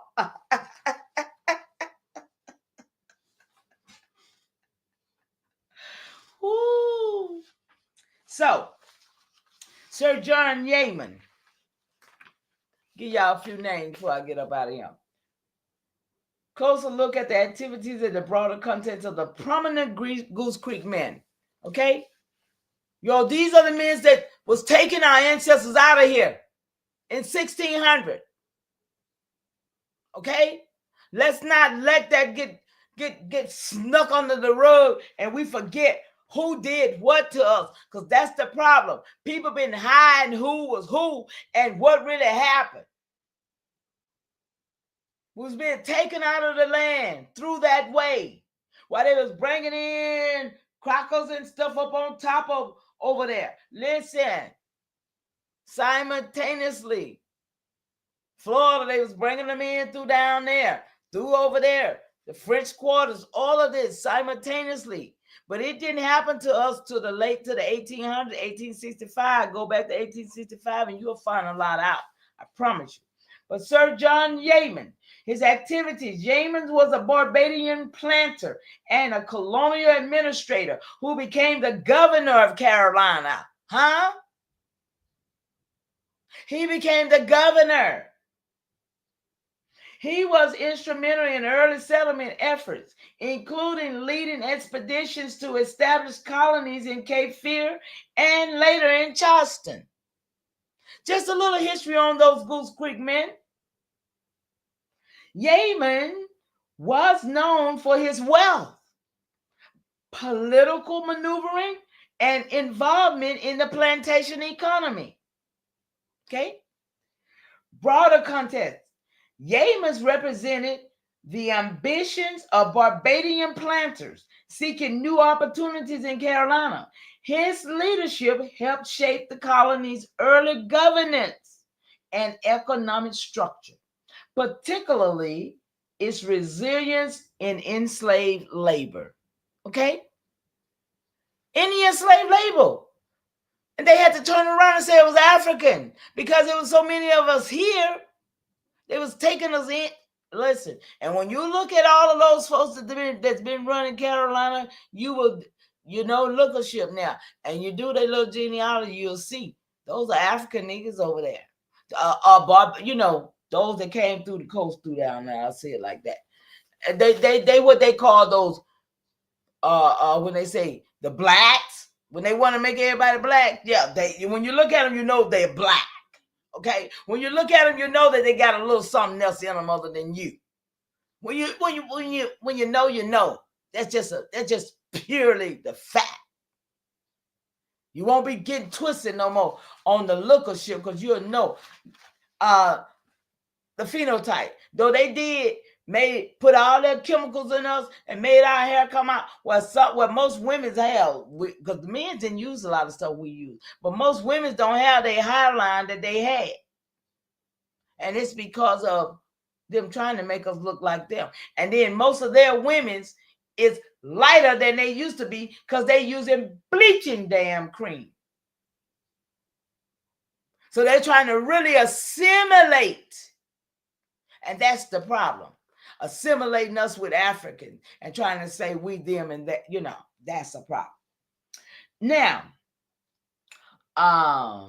his leadership helped shape the colony's early governance and economic structure. Okay, I read that. Okay, so now you got a anybody got any Matthews in their tree? Now you got a Maurice Matthews. Activities of Matthews was this. He was a surveyor. Okay? Oh, come on, y'all.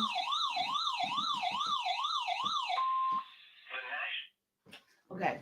He was a surveyor, a cartography, and a political leader. Okay? This is what Matthews did. He played a key role in mapping. Come on, y'all. He mapped out the Carolina colony and was deeply involved in the Indian slave trade. So, come on. The Indian slave trade, which was a significant economic activity for the Goose Creek men. 1600. The broader context of Matthews amplified the Goose Creek men's focus on exploiting indigenous resources and labor. His work in mapping and trading helped establish the economic foundation of the colony. So on the backs of who? We're talking about the Goose Creek men of North Carolina, y'all. South Carolina, I'm sorry. Okay, but Sir John Yeaman, he was born in England, migrated to Barbados in 1650. He was born in 1611, migrated in 1650 to Barbados, and became a major landholder and a colonial militia leader. Okay, we on Yeoman, back on Yeoman. Okay, he in 1663 he was appointed as the governor of the New Carolina colony by the Lords of the Proprietors. Okay, remember that the Lords of the Proprietors was the government that was ruling in that time. But when they got around to, this was the 1600s, when they got around to the 1700s, the proprietors of the Lords of the Proprietors, these Goose Creek men had done through a coup d'etat, and they done took the land and the rulership of Goose Creek from the proprietors, and now the men of Barbados is running Goose Creek. You following me? Yeah. Okay. So in 1663, he was the governor by way of the Lords of the Proprietors. By 1665, led an expedition to Cape Fear, but returned to Barbados after difficulties. 1671, he arrived in Carolina colony and became involved in its governance. Okay. In 1672 through 74, he served as the governor of Carolina until his death in 1674. So we talk about Sir John Yeoman from Bristol, England, who was a Barbadian Indian thief, stealing Indians. Shag, how you doing, baby? Good to see you. Great continuation. So then we're gonna go back to Maurice Matthew to do his activities, what he was doing. Okay, so 1669, part of the early settlements effort in South Carolina. 1680, remember now, this is the one that was a cartographer, and he did the map. He the one mapped out Carolina, right? So now he played a role in fortifying Charleston and mapping that colony. In 1600, he involved in the Indian slave trade and a political leader.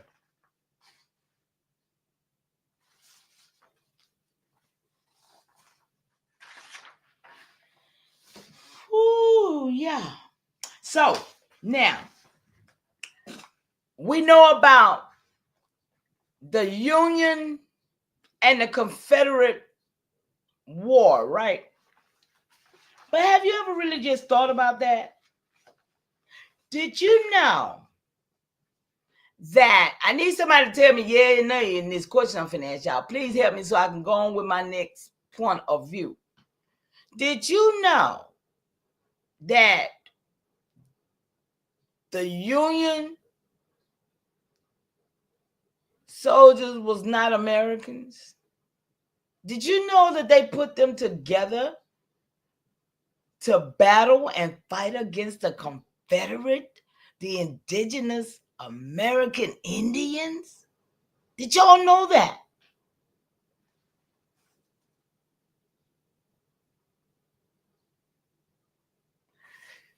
Y'all, Nanya, hey sis, how you doing, lady? Oh, you know me and you talk about it, sis. So I know you know. Okay, I know Nanya know too. Okay, so basically everybody up in here know who these people is. Okay, so let's go.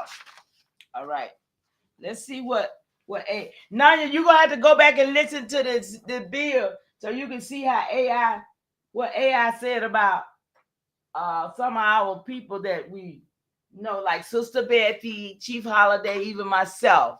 You got to go back and check it out. It's fun. I have fun doing it.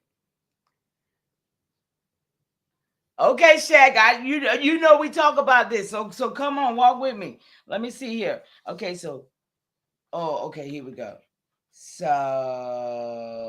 okay, I was right here.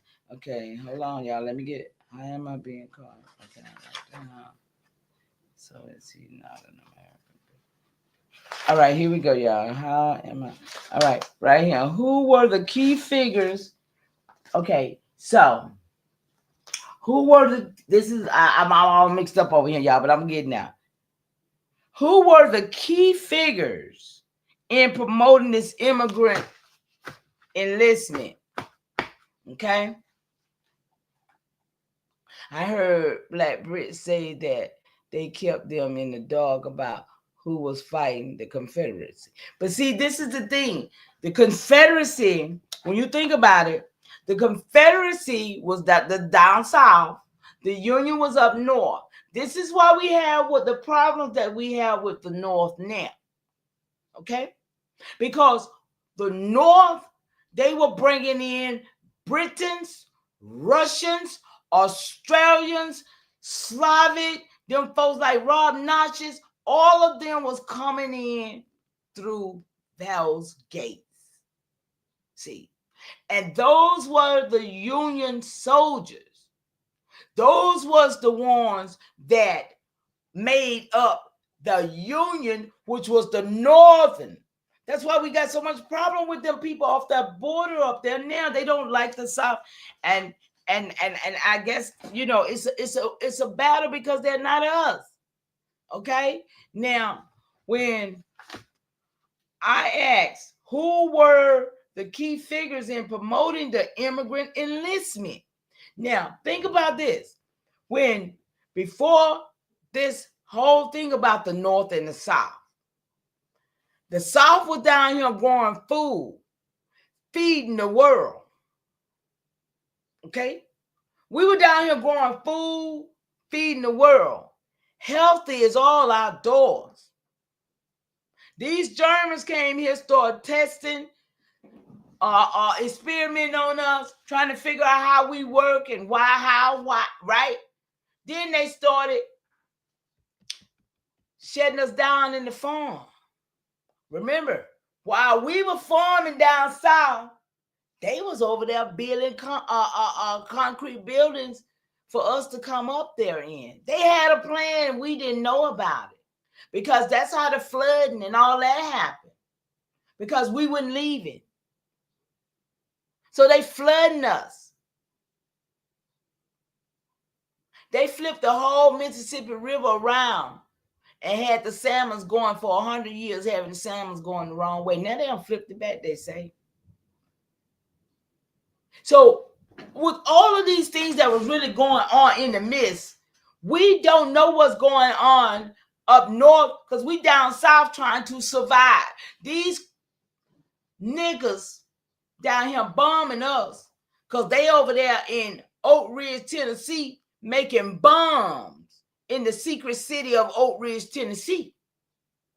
So all the bombs that were bombed were made here. Not nowhere else. So when I asked it, who were the key figures in promoting the immigrant enlistment? See, it says several key figures played pivotal roles in promoting immigrant enlistment during the Civil War, leveraging their influence within immigrant communities to rally support for the Union cause. So the Union had a cause, okay? So Abraham Lincoln, as the president, actively sought to include immigrants in the Union Army. See, they set us up for failure. He recognized their importance and worked to ensure their inclusion, even promoting leaders from immigrant backgrounds to command ethnic regiment. What's an ethnic regiment?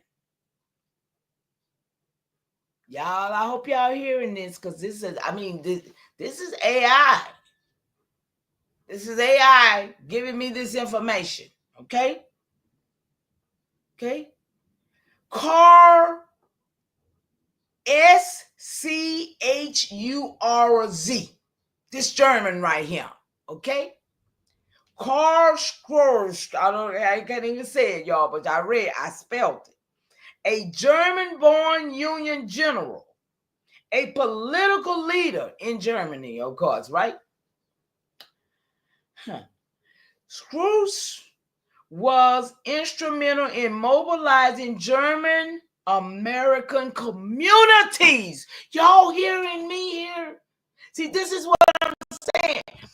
We got too many people not adhering to their German bloodline. And everybody want to be Aboriginal or us or whatever. I don't understand, but okay. But listen. This man was instrumental in mobilizing German American communities. His effort extended beyond recruitment as he also advocated for immigrant rights and integration into American society. Y'all hearing me? Oh, come on.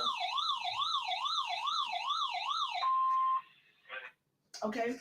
So this man, okay, all right.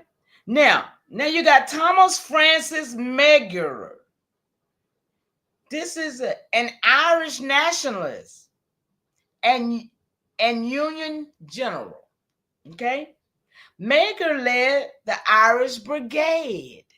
Listen, one of the most famous ethnic units in the Union Army.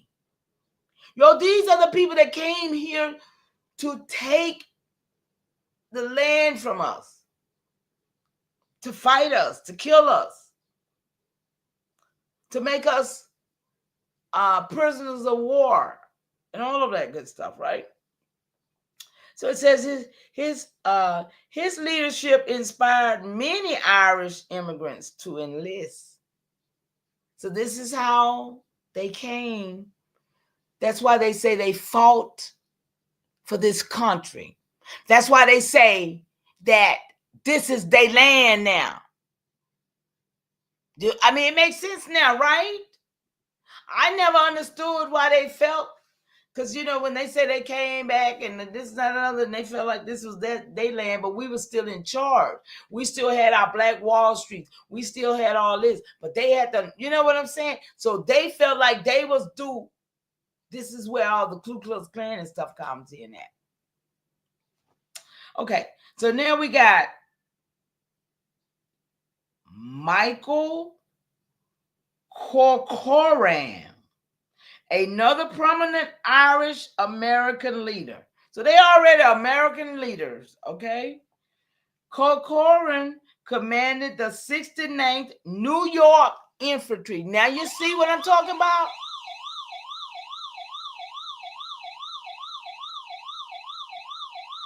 Oh, yeah, that's what I'm trying to tell y'all. All of these people were fighting against us. Yeah, they was fighting against all of us. That's what I'm saying. It's crazy. So, but he was in the 69th New York Infantry. What that mean, brothers? Does that mean it was 69 different wars?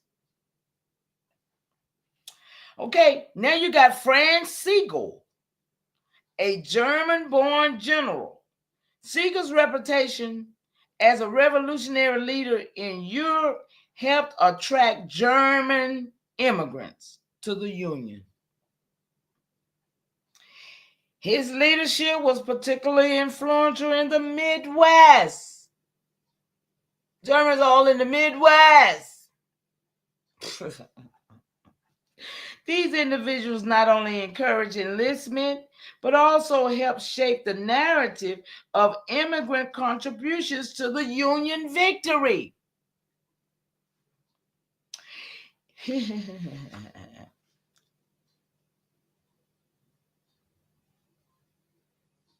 Okay, so right here, what was the other one I asked about? Oh yeah, right here. Okay, so at this juncture, this is when I go and I ask about, did Grant become the president because of Lee faking the surrender? Because you know that me and my sister, we were talking about that the other night. You know, the surrender, Lee surrendered, right? So when Lee surrendered, I called it a fake surrender, right? Because I'm saying y'all working together. That's what I said, right? So I asked AI my question. Y'all know I love to ask AI questions, right? So I asked AI, did Grant become president because of the fake Lee faking that, the surrender? Said, not quite. Listen to AI, y'all. Not quite. But sort of, kind of, huh? Y'all, y'all having fun with me because I'm having fun doing this for real. I asked AI, did it happen like that? And it said not quite. So it goes on to say Ulysses S. Grant became president largely due to his reputation as a Union hero. Y'all go figure. He was already a Union hero. That's why AI said not quite. Y'all with me, y'all?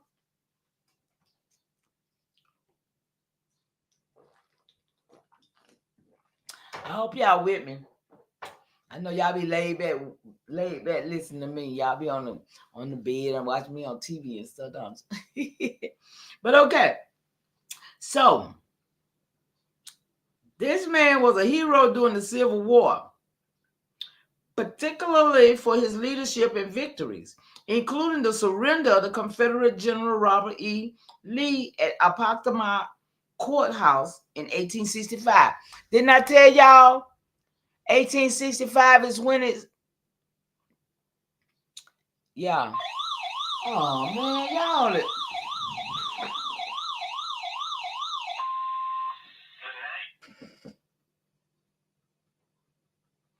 Keep coming on, y'all. I apologize.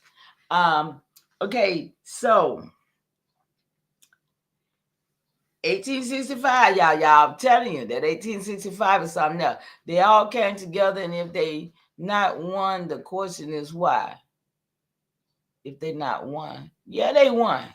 They all had a whole agenda. Okay, so however, Lee's surrender was not fake. It marked the effective end of the Civil War. Grant's military success and his image as a unifying figure helped propel him to the presidency in 1869. So he became president 4 years later after he won the Union War. Okay, so if he became the president in 1869, 4 years after the war, what that mean, y'all? Come on, Shaq, where you at? What that be about, Shaq? Come on, y'all. I told y'all I'm at getting to who did what and when. I'm at solving the mystery for real. I need some help. So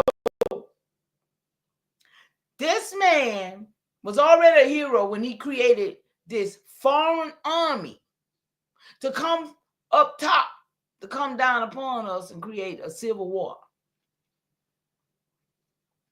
4 years later, he became the president. How that work, y'all? Y'all mighty quiet. It's 9 of y'all in the chat. Shout out to y'all. Great continuation. Y'all go back and check out. If you just came in, go back and check the beginning, y'all. I did some AI. I'm doing AI, y'all. This is all about what AI says, y'all. And I did an AI on Sister Bethy, Chief Holiday, Dane Calloway, and Top Cat. The machine and myself. The machine told, yeah, y'all check it out. This is fun. Okay, so the machine wanted to ask me what made me curious about this. I'm not curious about none of that. I'm gathering my evidence. AI. I said, because I know that the Union soldiers was Russians and Germans, and he was too, probably. So this is another question, right? So here go AI answer to me. You're on to something interesting. Oh, I be getting in with this damn AI, y'all. Y'all hear me? It be kind of made with the question I give it.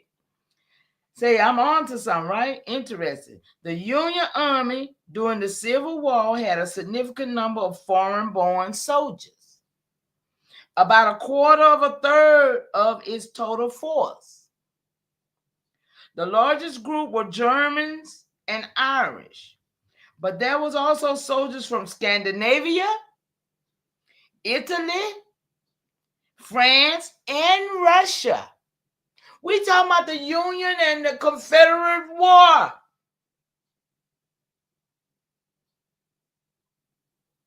Hmm. As for Ulysses S. Grant, he was born in Ohio to American parents, so he wasn't foreign born. What that piece of paper? Because me and you we had a fight over that. I had to make her tell me. Oh well, yeah, his grandmama. Yeah, yeah. We had a fight on that question right there, yeah.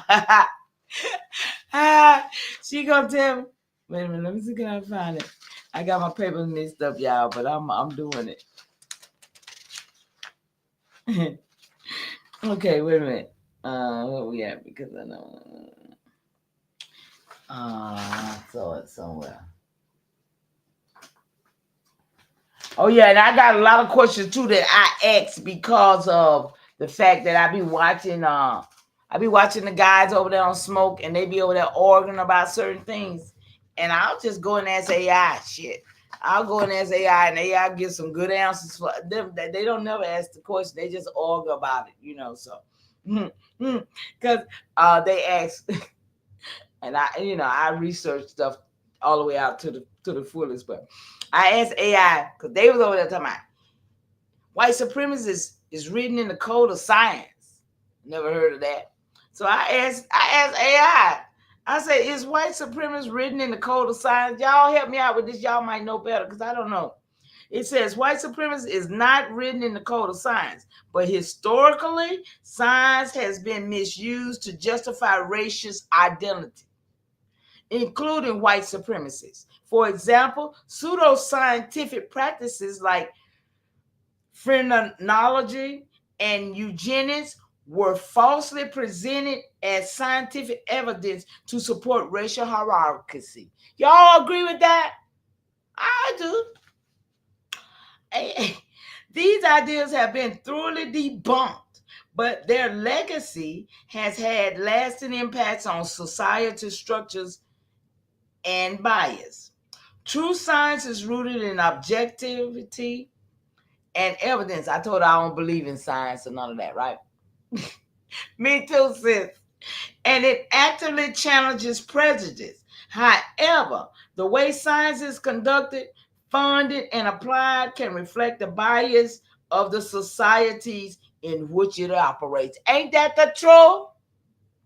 This is why diversity and equity in scientific research are so important to ensure that science serves all of humanity fairly. Okay. Then I say, so then why have these foreigners brought this Masonic false deity? Y'all know I be going in on my stuff so I can get what I want, right? Brought these false deities here to the Aboriginal people in America. AI says the introduction of foreign belief systems, including Masonic ideologies or other spiritual frameworks, often came as part of colonization and cultural imposition. Can you concur? Colonization brought their own religions, philosophies, and symbols, often disregarding or suppressing the spiritual practices and traditions of indigenous people. This was part of a broader effort to assimilate indigenous cultures into European framework. Hey, I be banging, y'all. I don't care what nobody say. And the erasure of native identity. What?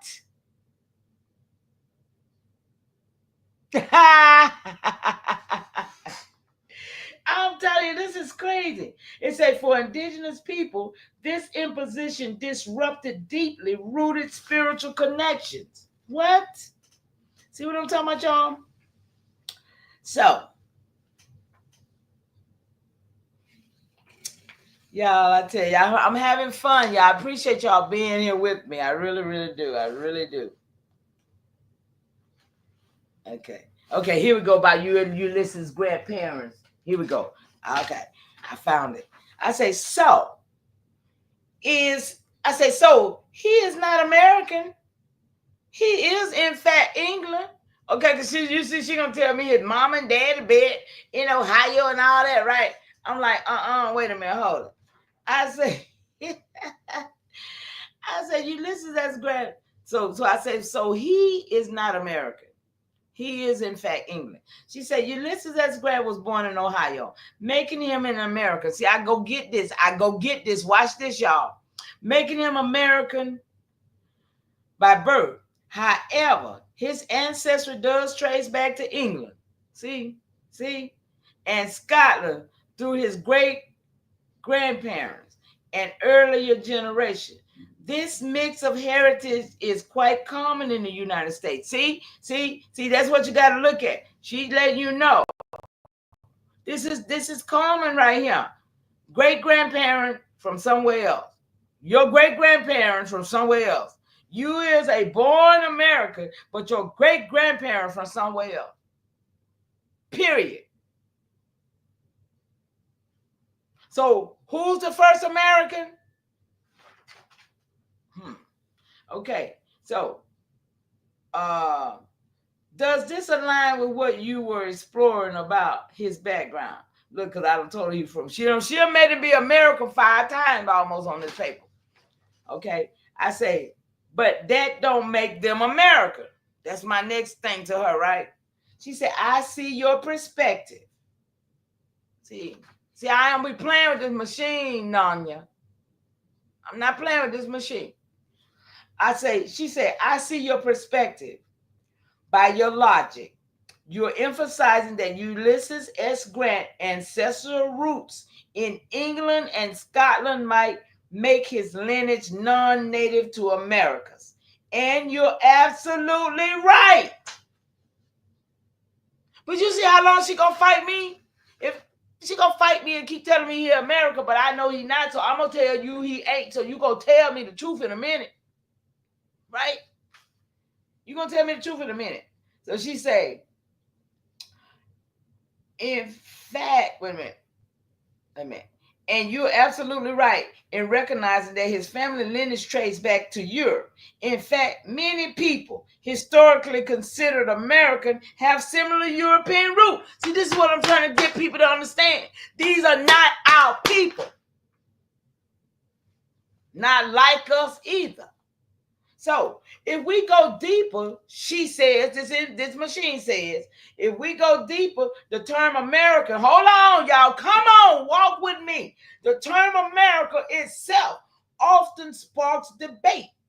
It can mean someone born in the United States, someone nationalized as a citizen, or even someone connected to the land's indigenous cultures before colonial times.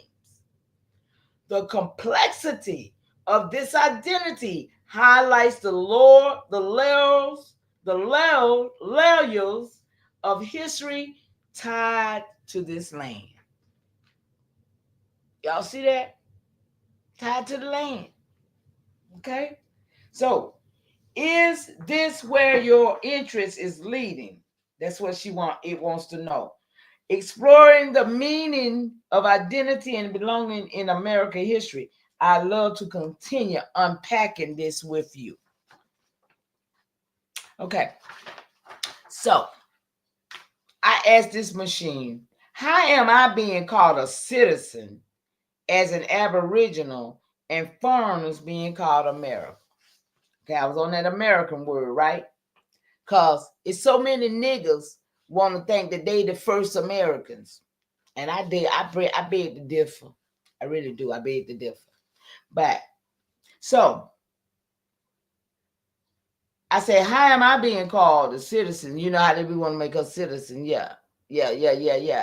So she said, I hear the weight. Listen how this machine responded to this question, y'all. I hear the weight behind your question. Whoa. Y'all had a good time with that machine. Can't y'all tell? Can't y'all tell I had a good time asking that damn computer some questions? Because the computer hears the weight behind my question. And it touches on a profound issue of historical and cultural identity. That's what the machine said. For indigenous peoples, like the many nations native to this land before colonization, this the machine talking. The idea of citizenship in the modern sense was imposed foreign settlers. Okay? It was imposed by foreign settlers and government. Okay? Okay?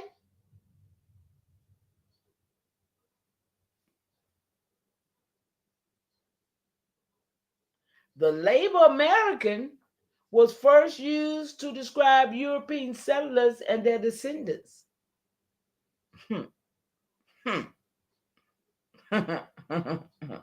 Despite them being newcomers to lands that indigenous people had lived on for millennia.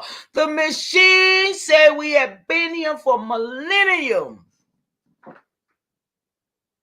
What say you? And it says that they were the first Americans. That's what the machine said. I know niggas gonna be mad, but I agree with the machine.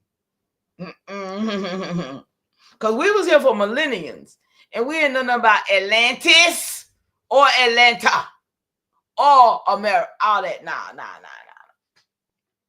Okay. For much of the U.S. history, indigenous people were not recognized as citizens of the United States. Y'all hear that? I mean, the machine knows more than these niggas that run around here talking about who they is. I mean, golly. I don't even understand when this machine. Y'all, I'm just talking about chat. What is this? Copilot. I got all this off of Copilot. Okay? Now, boy, I tell you, it's crazy. It's crazy, really. It said for much of the U.S., indigenous people were not recognized as citizens of the United States. Citizenship was only granted to all indigenous people in 1924. Y'all hear that? 1924. Anybody got any objection? That in 1924 that's when we was given the Indian Citizenship Act through the Indian Citizenship Act. Anybody know about that? I don't. I'm gonna have to research it. Even then, it was an imposed statute. Look, they say even then it was imposed upon us that did not fully account for their sovereignty or cultural identity. Y'all hearing this machine talk to us? This machine know our history more than some of our people know their history.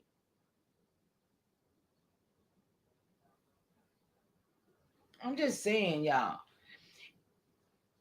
The machine goes on to say it's understandable to feel dissonance of being labeled a citizen. Because she's talking to me now because I said, why am I being called a citizen? Remember the question, right? So she said, being called a citizen of a nation that historically, listen to this, being called a citizen of a nation that historically marginalized or disregarded your ancestral rights. Listen, the machine got more damn empathy for what has happened to our people than the people who did it.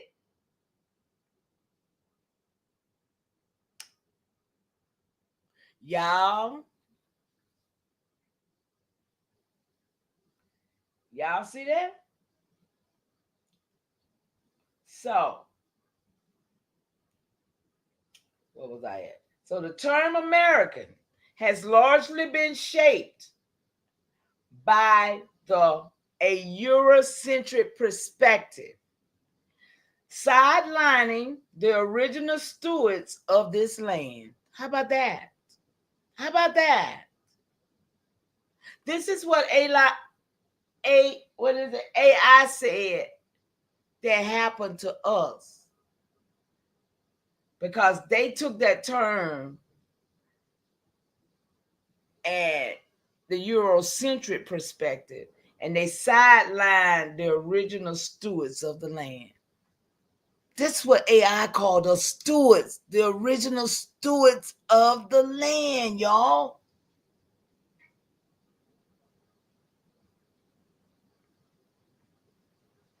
You see that, Nanya? You see it, don't you? So it says so then after it tells me that we was the original stewards of the land. See, I'm taking this, putting this in books, y'all. They ain't gonna never get away from this him being told to me. I'm standing on this. This is gospel. Everything she done said about us is gospel. Shit.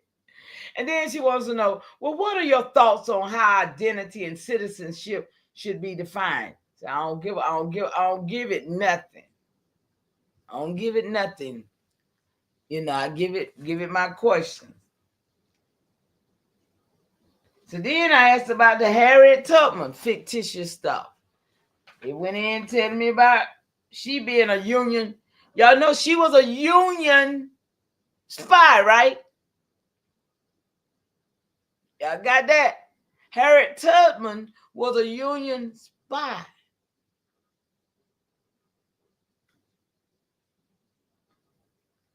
Anybody with me? It's 11 y'all up in here with me. Y'all, that's the most been in here. Yes, for the Union. She was a spy for the Union. Okay, now Dana did a story on her, but I'm just gonna fill in because that's what made me do it, because I was watching Dane and I wanted to see what AI had to say about the situation, right? So I said, tell me about 1869, the introduction to the fiction character Harriet Tubman, and entered in the Library of Congress. So that's the question. That's how I asked my question, right? Told you it's a certain way to get it. In 1869, this is the answer. In 1869, Harriet Tubman was not introduced as a fictional character, but rather celebrated for her real-life heroism. That year, Sarah Hopkins Bradford published scenes in the life of Harriet Tubman, a biography that documented Tubman's extraordinary effort as an abolitionist. Where's my other piece of paper at? Because another piece of paper over here going to tell you what she did. Man, it's going to blow your mind. Okay, hold on. I'm good. Okay, so, what was? Union, excuse me. The effort as an abolitionist, Union Army Scout. Y'all get that? Union Army Scout. So see, back in the day, when I used to hear about the Union and the Confederate Army, I didn't know what it meant. I didn't know that those was my indigenous people down south getting murdered and slaughtered by some Russian, Germans, Scotland, all these folks that have been brought in here to destroy us. I mean, come on. Can you see the picture clearer now? I mean, because I'm sure you got the same story I did. The Confederate and the Union soldiers. And hell, I thought they all was from this. I don't know nothing about who these people was. But now it hit different. It hit different. And it's going to hit different when you find out that them 700 slaves that they call them enslaved. They didn't call them African-American slaves like they call us. Okay? Right? But they gave us the Black history story. Like, for instance, she freed the black slave, right? Isn't that how y'all got that in school? How about they were 700 enslaved Union soldiers that the Confederate had? Y'all following me? She done messed up the Confederate supplies. That's what she did because she was an op. She sabotaged the Confederate supplies and set free the 700 enslaved Russians and Germans that was of the Union Army, and let them go. See, this is what, that was the Underground Railroad that she participated in, because she was a spy for them, not us. That's why they won. That's why 4 years later, Grant becomes the president. Are y'all with me here? Okay. Y'all know I get excited because I'm trying to bust this. I'm trying to solve the problem, solve the whole issue that we don't know who he is. Goose Creek men did them 1600. Come on. Union soldiers, 1800. Jacobites got their part in there too, because I got them too. Jacobites got their part in the 1700. But we didn't lose to the 1800. This 1865 war. And then 1869, we get the president who won the war, who was a Russian. Thank you, Enoch. Thank you. But that's what I'm saying. Every time I say something, I want to put it out there so we all can be on this, because we all got to figure this out. And like I say, I caught all that slack back in December.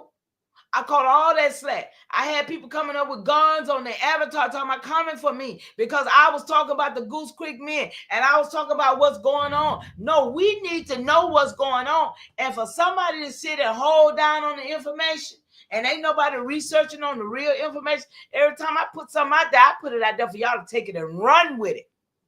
I put it out there for somebody to make videos, do something. Listen, we got to figure this out. And ain't nobody going to help us. Because there's some people, listen, I'm going to say this, and I don't give a damn who don't like it, because I'm tired of holding my breath. I've been holding, I got a throat chakra, and I got a brain. Oh, and I'm going to start speaking my mind, because I've been holding back on a lot of bull crap. Because I don't want to ruffle no fellas. I don't want to talk about people, because I don't want people to talk about me. But it's time out for not saying what is right and true and exact. And that's where I'm at with it. I had left this after I got threatened in December, and did nobody say nothing? Did nobody even come for to help me? Oh, I figured wasn't nothing over here good no more. You hear me? I figured like, oh snap. But I figured my people, they didn't even know what had happened.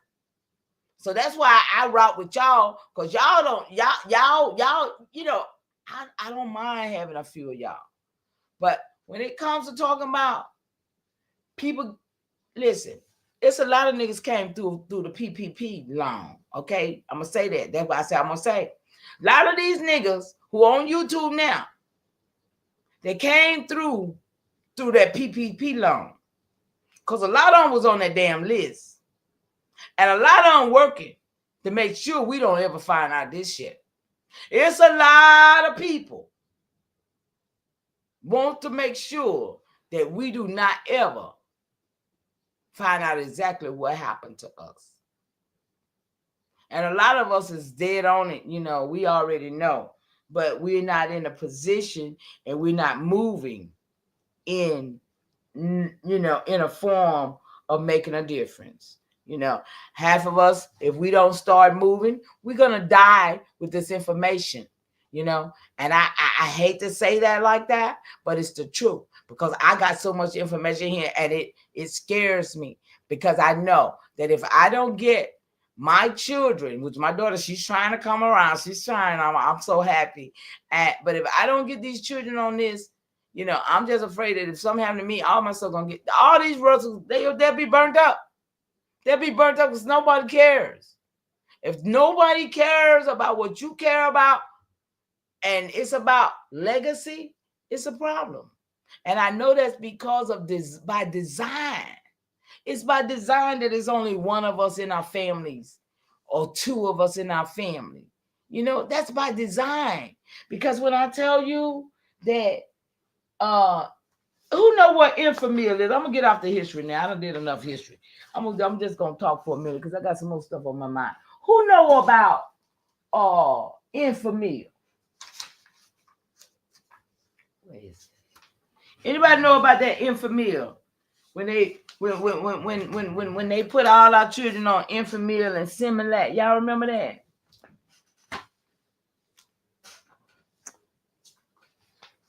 Y'all remember that, right?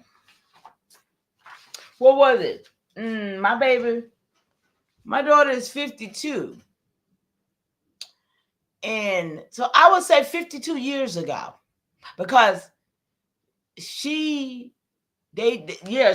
tried her on the formula and all that, yeah, because that was during the time. Let me tell you, that was during the time for the health of the women. That was during the time of them drying up the breast milk. Okay, they would dry up our breast milk and put our babies on a formula. Okay, the breast milk was everything that the baby and the mama needed, because if the baby was doing what it's supposed to do by drinking the breast milk, it was for healing the mother's womb and the body too, right? So we never did get what we supposed to got from having that baby, and neither did the baby get what it was supposed to got for being born, right? You see where I'm going with this? So here it is, 52 years ago. I know 52, 50, a little bit more, probably more. When my child was born, they dried my milk up. Right now today, they're checking all women for lumps in their breasts because they know they dried up your breast milk. And when they dry up your breast milk, yes, when they gave you that shot, excuse me, and when they dry up your breast milk, it gives you a condition called mastiff. And mastiff is when your breast be sore and tender, and they tell you to look for the little knot, but you'll find a knot, honey. I wish you would go to the hospital for it. Listen, they're cutting off our breasts to give to boys, telling you something wrong with it and want to cut your whole breast off. But the point that I'm trying to make about the milk, I got the ingredients over here somewhere, to this milk called Infamil. And in that milk is 40 ingredients. Okay? 40 ingredients is in this milk. And there's nothing healthy in it whatsoever. I mean, nothing healthy in this milk whatsoever. You got a bunch of oils. You got soy. That's the major ingredient, is soy. Okay? Soy gives men estrogen, right? It gives women testosterone. So whatever was in this formula, over the years, now we have a bunch of mixed, confused people. We got women don't know what a woman is. And I'm surprised. I'm almost sure we got men don't know what a man is too. They didn't know.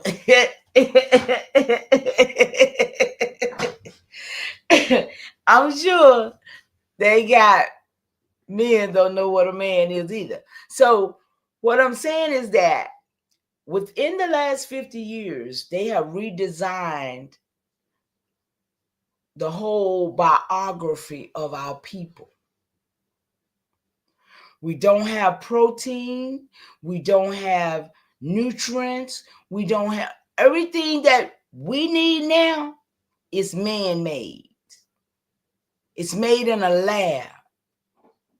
Any nutrients, anything that they got man-made everything for us. Because in the late 1800s, when they took us off the farm, when we stopped playing in the dirt again, and they start spraying the yard, start spraying the grounds with chemicals to kill all the nutrients that's in the earth, moved us to the factories up north, took us out of where we was healthy at.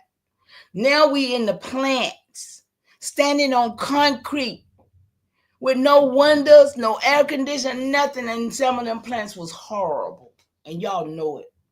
Some of them plants we used to work in were horrible. But this is the thing that I'm just painting a picture. I'm trying to paint a picture because of what happened down south.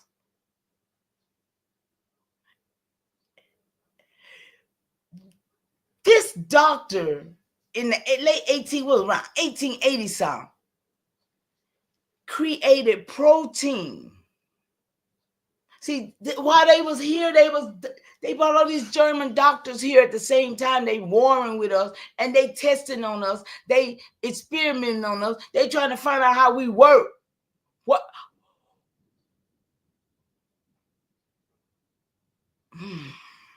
Y'all feeling me? I mean, this is something that is just really very diabolical because of the fact that we were being manipulated on all ends. I mean, they was flooding communities with our families in them. They was bombing us here and there. Just the devastation. I remember when I was about, I guess I had to be about 5 years old. And I didn't know anything. All I knew was just the way we was living. But we were poor. We were literally poor. It was like this is during the time when they brought in the surplus foods. Who remembers surplus foods? See, because the government done bombed us. The government done put us out. We now they got the what was that surplus food? Would it be would that have been maybe something like what they call now FEMA or Red Cross? Yeah, the government cheese, the yellow grits. I still eat yellow grits to this day. The yellow grits, the cheese. I mean the powdered eggs, the that meat, and then we had an ice box. But I didn't know then that was because of what they had did to us. See, because I'm a little girl and we didn't know, wasn't nobody telling us. But I know our parents, my grandmama and them, they wasn't no happy people for whatever was going on with them. But I remember those days now, you know. But we have to stand up. That's all I see right now. We got too much information. We got too much backing us. Yeah, I remember that one too, sis. And we as a people don't have enough people that even strong enough to even. I mean, can you imagine though 8 people in my chat, y'all? Long as I've been around this internet, I was teaching with Chief Holiday when what the hell, you hear me? See, I've been here a long time, but this is some hate. This is real hate for Mama Chief that but I'm going to keep doing what I do because I know where I stand. I know the ancestors got me. You know what I'm saying? And eventually it's going to be what it's got to be. It really is. It's gonna be what it's gotta be. But I think that everybody needs to be about their business. I'm gonna always tell you the same thing. Be about your business. Be about all the records you can get, all the things you can identify with.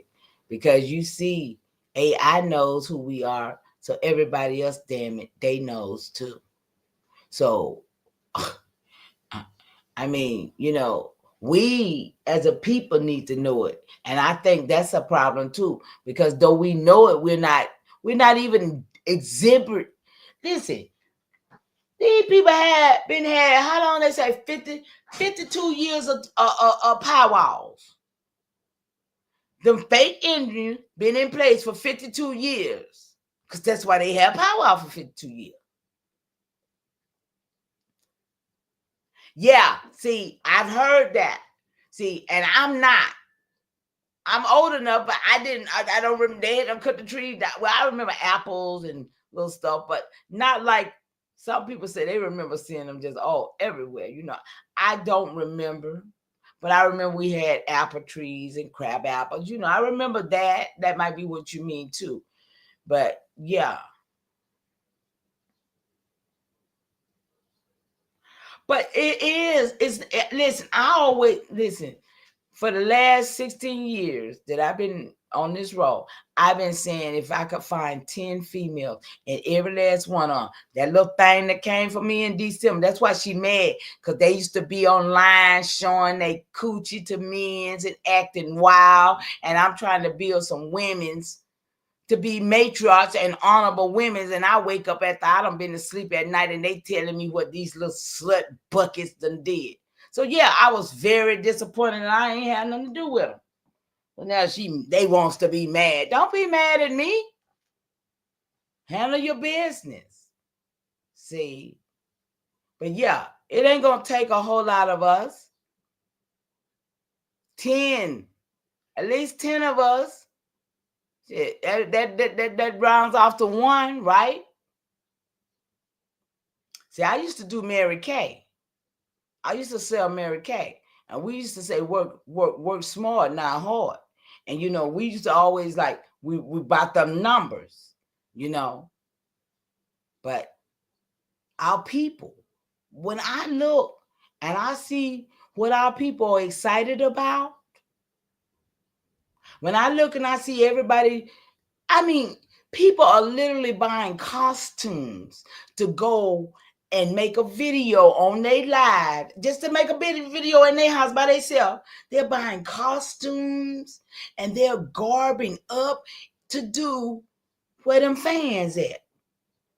I mean, oh my God, it's diabolical to me, because I'm like, if y'all went this damn hard about this business, we'd be good. But now I see a bunch of clown ass niggas that just making a fool of themselves, trying to get a damn cash app or somebody that. I mean, I be like, for real, y'all? I mean, I'm disgusted. I'm really disgusted with what my eyes see and what my heart feel for the people, because, man, it's sad. It's sad. It's sad. I mean, everybody want to die. We got so many young people. They will soon to shoot or kill each other than to try to make peace with each other. I can't. I mean, and they be like, oh, nothing but a body bag will get me. Just put me in a body bag and all this kind of stuff. You be like, child, you don't even know what's on the other side of that body bag. Your granny sold Mary Kay and still say work smart. Now, okay, you know what I'm talking about.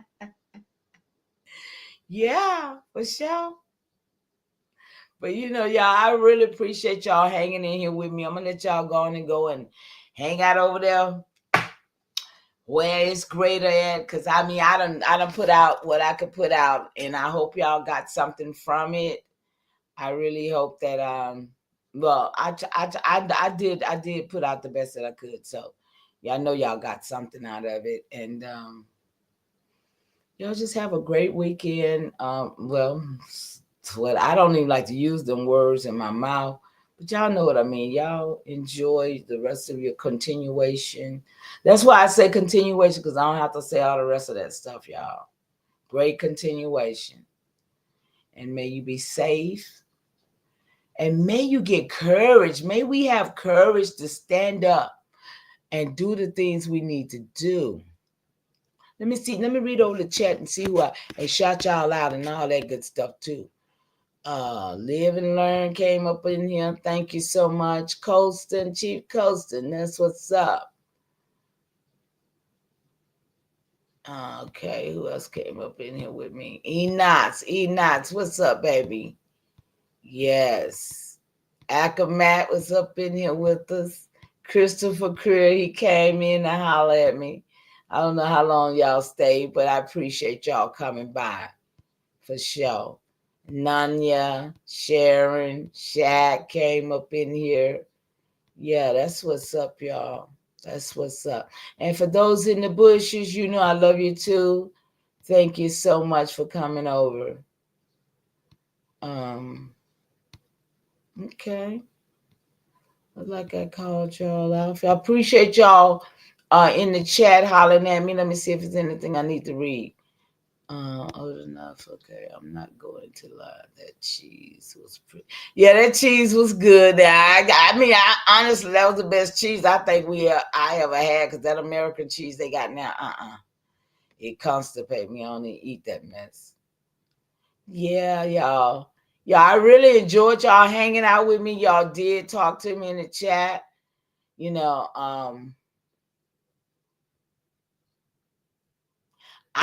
yes, it does talk about the suckling of the breast, Nanya. Yes, it does. Yes, it does.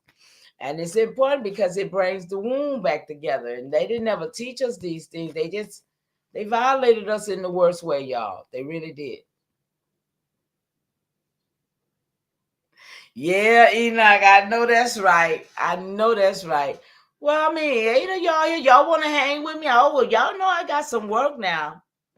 Because y'all remember me telling you about the DuPont Moors? But I got this other little story right here. And it's probably going to blow some people's mind because they think that they Indians. But this right here says that they was created.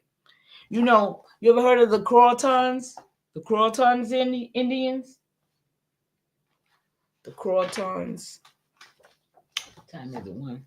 Yeah, the Crotons. It says that the Croton Indians was not a tribe. Okay? It says that they were a creation of the European settler as a way of covering many tribes under one banner. Croatan, according to legend, was the only clue that was left by the Virginia colonists when Captain James Smith returned from England to report on the newly settled land. All the Virginia settlers had disappeared. The word Croatan was carved on a tree. So, I wish y'all could see these people. I got a picture of them. And I wish you could see them. But what is being said is that this was the first Indian school too, right? It was called the Croton Normal School. You probably can Google it and see the exact picture that I'm looking at right now, y'all. Oh, you still here? Hey, love, I see you. Okay, good to see you. Yeah, I did Avon too, sis. I did. I did. Okay, sis, you rest well too, Sharon. Good to see you. Thank you for coming in. But okay, so uh the Croatan. It was a Croatan Normal School at Pembroke, North Carolina. Google that and you should see the picture that I'm looking at. And this is the first Croatan Indian school established and supported by the state. Now, but it's saying that when John Smith left to return to England, when he came back, he didn't find none of these people here. All he found was a carving in a tree that said Croatan, because they had created these people for this set of people before he left. So it wasn't really supposed to be a tribe. It was just them call themselves blending a lot of tribes into one. You see what I'm saying? So I went on and did my little research on it, because some years ago, I guess maybe 16 years ago, I got this picture from an elder. I won't mention her name at the moment. And she showed me this picture, and she showed me and pointed her mother out on this picture, okay, as one of the students of this school. So that sparked my interest, of course, right? That got my total interest because I knew her. And so when I read this again, it made me do my research. So this is, let me see, this is the research. Let me see right here. Read a little of this, y'all. Since 10 people's up in here, I ain't gonna shut it down. Okay, it says today is September the 3rd, 1971. I am at the Sampson County Public Library visiting the festivities of the Indians in Robeson County. Tonight there will be a princess contest. Tomorrow the parade. Okay, I ain't reading all that. I don't know what that's about. Anyway, they talking about Indian, right? Okay, well I might have to because I see cruel time. Y'all bear with me. I'm gonna try to read this out some. Okay. Sometimes we go. Okay. Yeah. Okay. Gotcha. Thank y'all for hanging in with me. Okay. Okay. Let's see where we're gonna go. It says, any materials on the Indians in this area? I have here one book written by George E. Butler, Clinton, North Carolina, entitled The Croatan Indians of Sampson County, Their Origin and Racial Status, a Plea for Separate Schools. George E. Butler's son, Avin R. Butler, is the federal judge of this district. Y'all hear that, right? Family business. Y'all hear it, right? Alvin R. Butler is the federal judge of this of this of this district and is much in the news these days. He is holding a hearing on the public schools in the Prospect area of Robeson County. On the very first page are pictures of the Croatan Normal School of Pembroke. I told you probably see it if you look it up. Okay. North Carolina, the first Croatan Indian school established and supported by the state. There were about 50, 50 or 60 students. That lady mama is right here in there, okay? On the very, I might try to take a picture of it and put it online. On the very first page are pictures of the Croatan Normal School in Pembroke, North Carolina, the first Croatan school, Indian school established and supported by the state. There were about 50 to 60 students. The copyright date of this book is 1916. It was published by the Seaman Printery, Durham, North Carolina. On the first page is the petition of the Indians of Sampson County to the Honorable Board of Education of Sampson County, North Carolina, stating, the undersigned, your petitioners, a part of the Croatan Indians living in the county of Sampson, state aforesaid and taxpayers of the county, and state equally sharing all the burdens of our government. So they sound like they was being government. The government still sound like, huh? And desiring to share in all the benefits. Respectfully petition your honorable board for such recognition and aid in the education of their children as you may see fit to extend to them the amount of appropriate to be used for the soul. I don't like that word right now. SOLE. That's your foot. That's your footprint on your document. Y'all know what I'm talking about, don't you? I don't like that. For the sole and exclusive purpose of assisting your petitioners to educate their children and fit them for the duties of citizenship. Y'all see that? To fit them for the duty of citizenship. Okay? That soul, when I saw that right there, my soul, SOUL, told me that was talking about the sole of my feet. And I know that that's why they put your footprint on your birth certificate, original birth certificate, is because that means that you, before your feet ever touch the soil. Where we got that from, Nunya? Who was that? Was that you, me and you? Before your feet ever touch the soil, they put it on that paper because it's going to be traded on the market because you're worth your weight in gold. This is all within the document of the birth certificate. Okay. Your petitioner will show that there are, according to the bulletin of the 13 census of 13 census of 1910, 213 Indians in Sampson County, and that there are, I believe, a school age for whom there are no separate school provision. Over 100 Indian school children that these children are not permitted to attend. So they was fighting for the right to put their children in school so that they could become citizens of the corporation of the 13. You heard that, of the 13.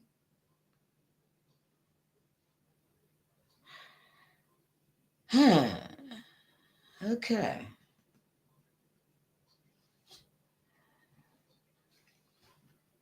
Shout out to the sisters in the chat. What time is it? I'm gonna get up and get out of here though, for real. I'm gonna read a few more of this right here, and then I'm gonna get out of here, y'all. Let y'all go play. That they are a distinct and separate race of people and are now endeavoring as best they can at their own expenses to build and maintain their own schools without any appropriations from the county or state, notwithstanding their carefully paid taxes for this purpose and otherwise share in the burden and benefit of the government. Oh, okay. So they feel like they paid their taxes for the purpose to have a school, and they don't have one.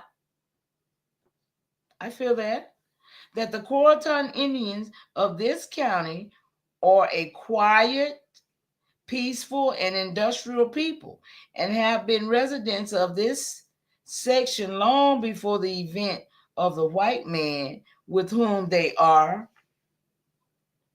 They have always been friendly and with whom they have always courted and maintain cordial relationship. There is tradition among them that they are a remnant of whites. That's right. At whites lost colony, and during the long years that have passed since the disappearance of that colony, they have been struggling to fit themselves and their children for the exalted privileges and duties of the American freeman. Yeah, this is a good article. I mean, it's a lot of pages too. It's good too. No, it is. And to substantiate this historical and traditional claim, here too, attend and make a part of this petition such historical data as they have been able to collect to aid you in arriving at their proper racial status. Because I'm telling you, they look pale skinned. They was those mulattoes that could pass, okay? You could tell. Your petitions respectfully show that they are of some race and blood and is part of the same people held by Indians of Robeson County. Y'all got to look at that picture. Look it up. The Croatans over there. Look at them up. You'll see them. Many of whom were former residents of Sampson County and with whom they have married and intermarried.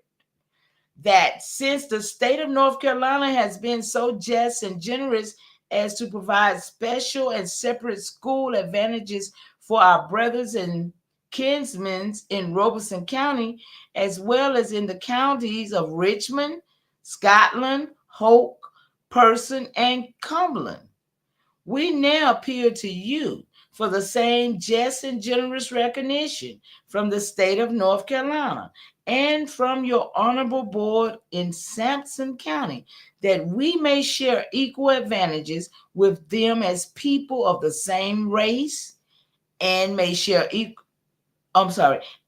race and blood, and as loyal citizens of the state. And your petitioners will ever pray. Oh, we finna call off some names now, y'all. We got some names. We got some names. I love to see them names. Let's see who was over there in Robeson County, y'all. Respectfully submitted, Ezam Almond, that's AMOND, H.A. Boynton, BROYTON, J.H. Boynton, same name, J.R. Jones, Robin Jacob, R.L. Jacob, Calvin Amon, H.S. Boynton, those are families, Jonathan Goodman, Lucy Goodman, Jeff Jacob, J.D. Simmons, Dr. Simmons, William Simmons Sr., W.J. Bledsoe, Matthew Burnett, Eunuch Faircloth, E.R. Boynton, W.R. Bledsoe, Eunuch Emmanuel. Eunuch Emmanuel Jr. and Eunuch Emmanuel Sr. Okay. C.B. Boynton, W.D. Boynton, Thomas Jones, C.O. Jacobs, J.S. Strickland, Michael Goodman, y'all. They got another eunuch, Jacob, A.J. Almond, C.A. Boynton. These are the Crohatons, okay? Let's address them properly and respect. These are the Crohatons. These are the names of the Croatons that was there at the time of, what was this, 19, let's see, that was 19, no, that was 71. That was the library situation. This was, I guess it was 1971 when she did it, but okay. It says 1971, but I thought I saw something else. 200 years as okay. All right. Y'all, thank y'all so much for being here. This is interesting. I'll probably pick it back up because it goes over here to January 11, 1889. The directors of the Ethnological Bureau, in response to this petition, replied, I beg leave to say that Croatans in 1585 was the name of an island, an Indian village just north of Cape Hatteras, North Carolina. They say in 1585, Croatans existed. So that right there stands to be some research, because these people was trying to say like they was real Indians probably at that time, but these was a mixed people that they looking at right now for real. These are a bunch of mixed people. Since White's colony of 120 men and women had landed on Roanoke Island just to the north in 1587. Okay, that's when they saying the white people came over there and made it with them. When whites returned to revisit the colony in 1590, he found no trace of it on Roanoke Island, save the name Croatan carved upon a tree. So they said this was in the 1500s when this is supposed to happen. I don't know. I don't know, y'all. I'm gonna have to read this myself because it's kind of got me going all over the place right now. But it's a lot of information in this little thing, and it was on www.sciway.net, and it's got the forward sign HIST / Indians / tribes HTML. So this is about Indian business, y'all.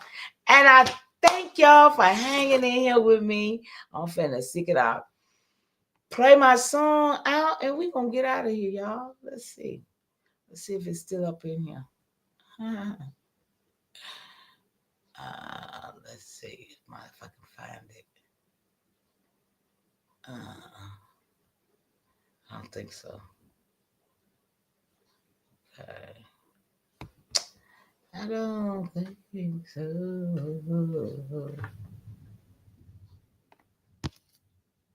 Okay.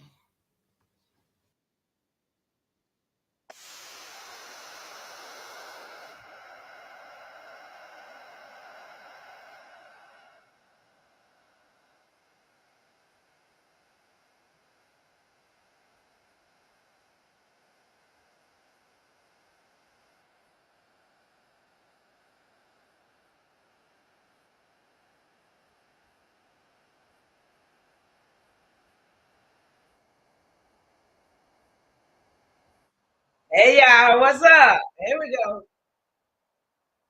Shout out to all of y'all out there in that chat. I love you and I appreciate you.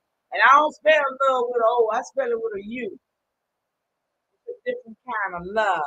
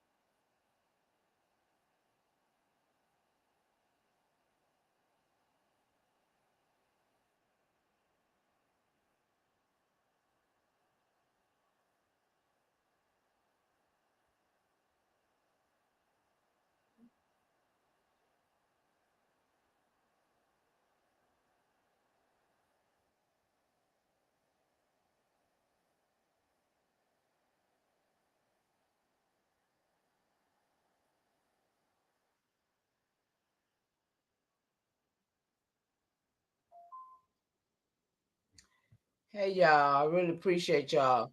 But sorry I was uh-oh, uh-oh, uh-oh, uh-oh, uh-oh. Hold on, I don't want to play nothing. I don't know what that is.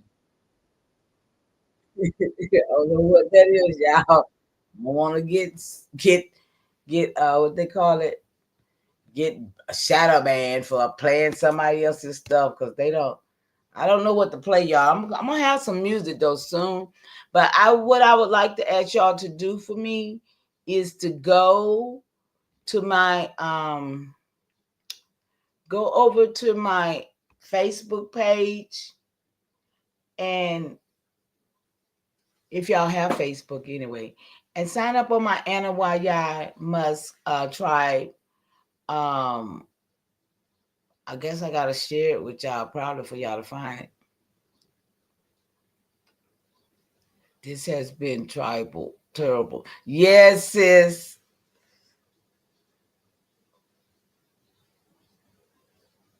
Yes. Sometimes we gotta, yeah.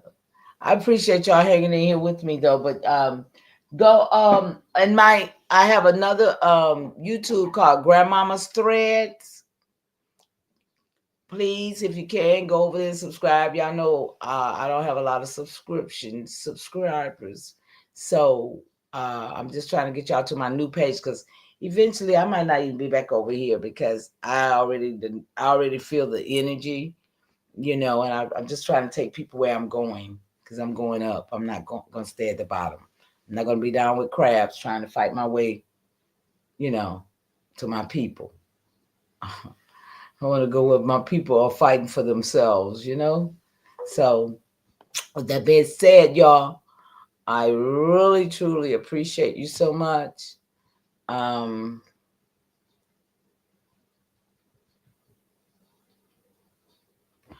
and I'm gonna get out of here.